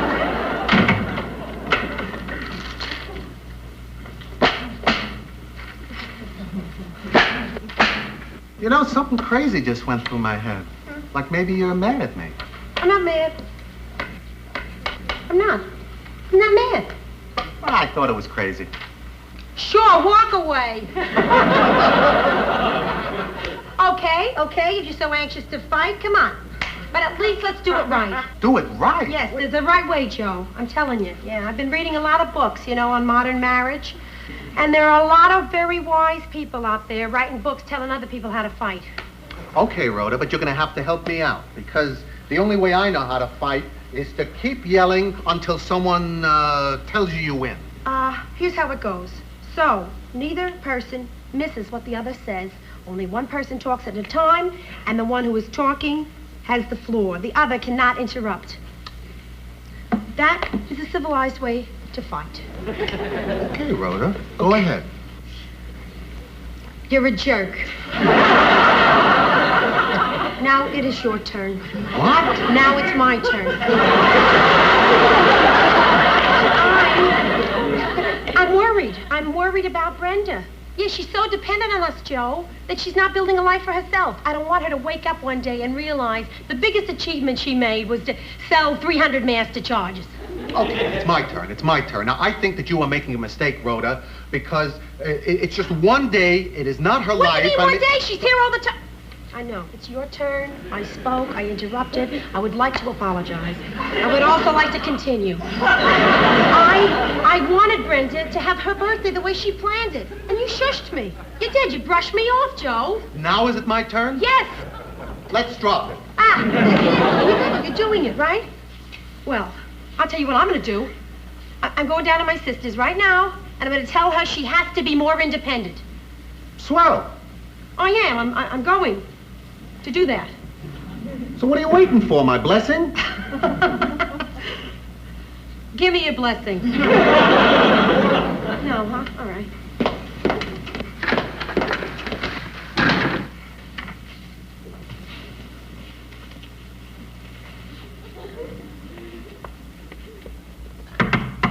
Well, come on in, Ro.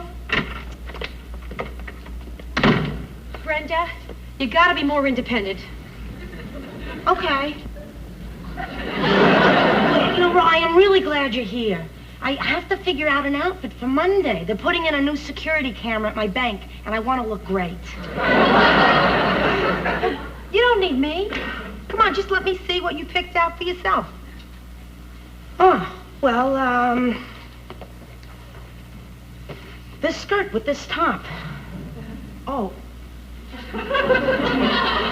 You don't like it. Do you like it? Yes? Wait, I'm not sure. Brenda, don't try to read my face.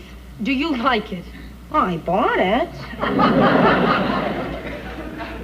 I'm not going to tell you what to wear. Come on. I'll go to work naked. No, that's going to make me look fat. Brenda, look, maybe I'll come back tomorrow, you know, to discuss the thing I came up for. I just had this thing with Joe, and I'm a little crazy now, so I'll see. No, wait, you got me curious. Why not tell me now? Well, I'm afraid to tell you because you always agree with everything I say. No, I don't, Rhoda. I don't. You don't. I don't. Okay. Just now upstairs, you decided to play it safe on your birthday rather than go into a new situation where you might meet some interesting people. Brenda, you gotta grow. Oh, is this true what you're saying? I mean, listen, I had to run all the way to Minneapolis before I finally started to grow. Really, I mean, I was 23 years old before I bought a pair of shoes without Ma feeling the toes first. So I know, it's exactly the same for you. I'm gonna start being independent and taking chances right now. I am going to wear this on Monday. Or not.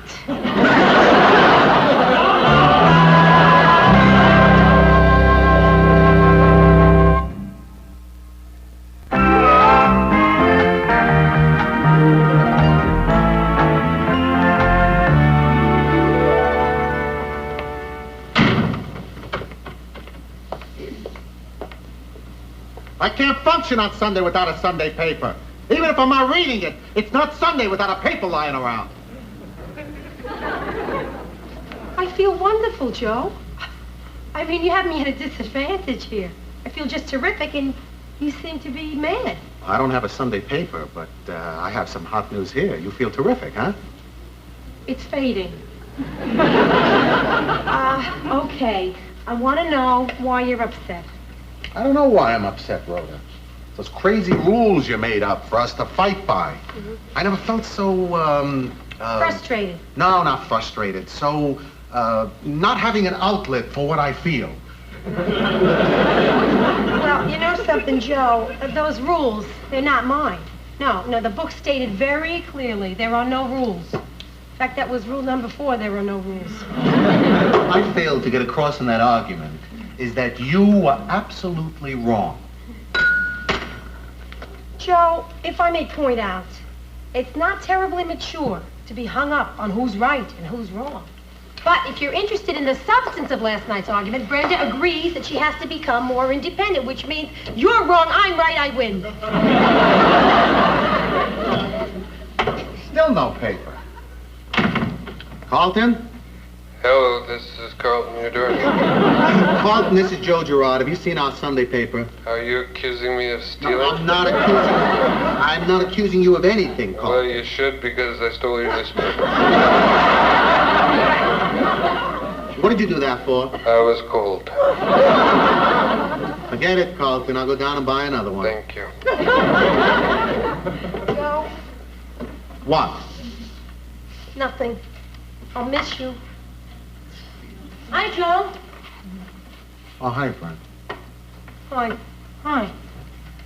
Is everything okay? I'll give you a hint. I'm deciding what to have for breakfast. The choice is between Fudge Ripple and Rocky Road. Come on, Ro. Eating isn't going to solve anything. Look at me. That's how far I've come in just one day. I'm giving you advice. And about eating. Ro, I've got a pretty big announcement to make, but I'm not sure if this is the right time to tell you. Is it good news? Yeah? This is the right time. Yeah, well, so far this has been the most incredible day of my life. Yeah? It started off with me doing something I've never done before. I woke up at 5:30 this morning, and I just started walking all over the city, and I wasn't afraid. That's wonderful. Brenda, it's wonderful. Don't do it again. I mean, it's wonderful. It's not smart. Well, I just kept on thinking about what you said, Ro. I kept on thinking I was going to make a big decision. Maybe change it all right then and there. Boy, that's wonderful. Oh, it was wonderful. For about 30 seconds. And then some guy came up to me, introduced himself, and invited me to be his guest at an adult bookstore. Usually, something like that would send me running straight for home. But not this morning. Right. Terrific.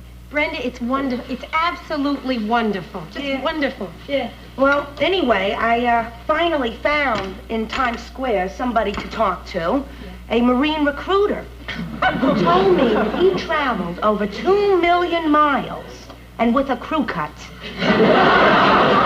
Wow. Ro, I began to wonder, what's keeping me in New York? Ro, I'm going to move to San Francisco. How come you stopped saying wonderful? Did I? Yeah. Wonderful. Wonderful. I just was a surprise. I'm going to do it. Terrific. Yeah, well, you helped, Ro. I mean, you really started me thinking. Oh, yeah, I can't forget that. Well, I guess I better go talk to Carlton and see how soon he can rent out my apartment. Yeah, terrific. Yeah. Wonderful. Yeah. Wonderful. You are making me proud, Brenda. Yeah. Keep it up. Right.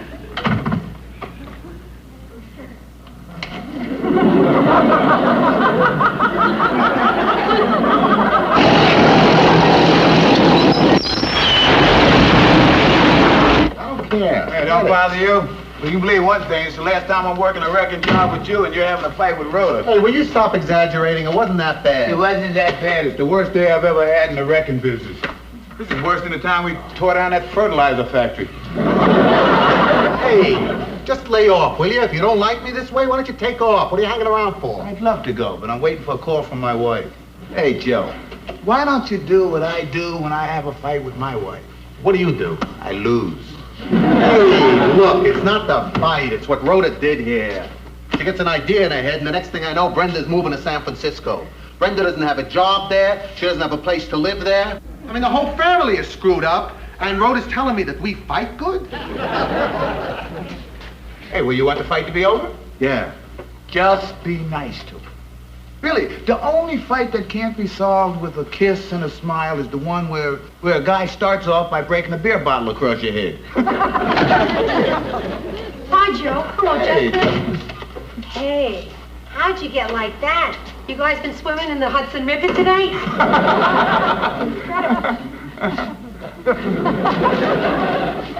Hey, I'd love to leave you two alone. I really would. You know, especially what you've been going through, but I'm waiting for a call from my wife. What are you talking about? The thing between you and Rhoda. I still don't know what you're talking about. Oh. Well, I hope she calls soon. Well, I can tell you what's going on with me, in case anybody's interested.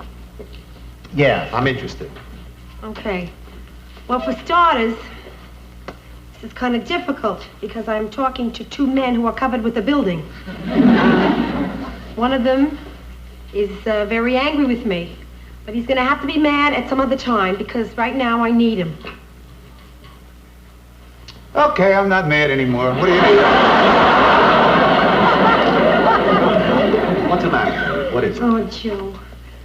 I don't want Brenda to go to San Francisco. I mean, I'm sorry I ever interfered in her life in the first place. You were right. You were so right. I just got to get over this thing where I'm trying to make Brenda's life perfect for her. From now on, it's hands off. Completely. Besides, look what it's doing to me. It's completely wiping us out. I mean, look what happened when we went to bed last night. She should be calling shortly.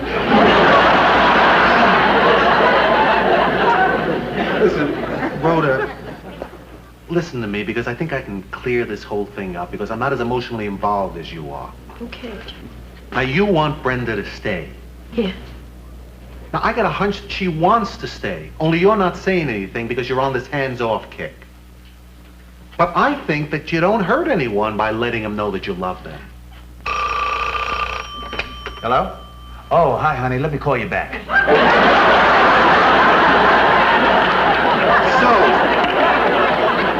So instead of standing on the sidelines like you've been doing, if you could just talk to her like you used to talk to her. Because it seems to me that up until the last few days, that everything between you is going real good. Boy. Joe, it's incredible. After a hard day's work, you stand there and you come up with an answer like that. Oh, no, I've known that for days. Why did you tell me? Because it wasn't my turn. That's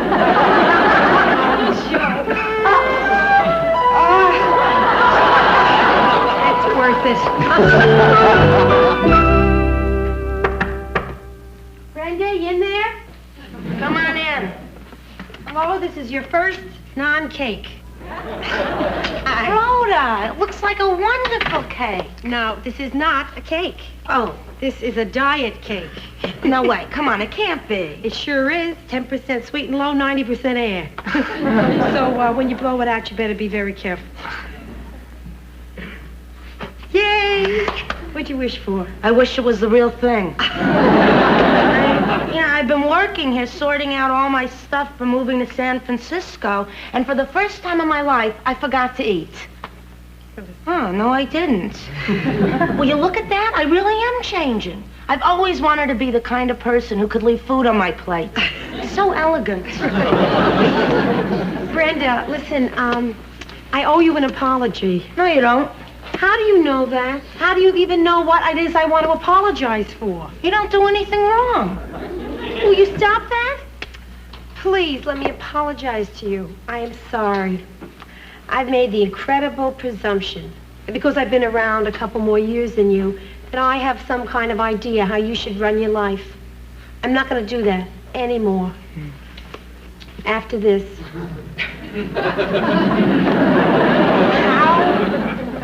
Let me phrase this right. Tell me how you feel about going to San Francisco. I don't want to go. Why don't you want to go? I don't know. I don't know anything anymore. I don't even know why I bought this shirt. I don't think I like owls. I've been easing up a little bit on my decision to go. No kidding. Yeah. I mean, people have been reacting in a very funny way since I've been saying I'm going. Like, there was talk about a farewell party at my bank, and from my teller's cage, I heard the sound of people chipping in for a gift. Yeah, and all my girlfriends are nauseous with grief. And, you know, Chet Devereaux, the hot comb number? We took a long walk together, and Rhoda, he must really care, because it was a windy day, and he was not wearing a hat. So I don't know. I may not be growing here, but I'm happy. Good thinking, Morgenstern. And listen, by the way, for the record, I have been easing up on a lot of the stuff I told you before. Well, Rhoda, if you're easing... Wait a minute. The fact that I'm easing has nothing to do with your decision. Brenda, you've got to learn to disagree with me, or I'll have to watch every word I say to you. So, will you please not agree with me? Yeah. I mean, starting right now. Okay, you got it. Okay. Brenda, I think you should go to San Francisco. Too bad, I'm not going.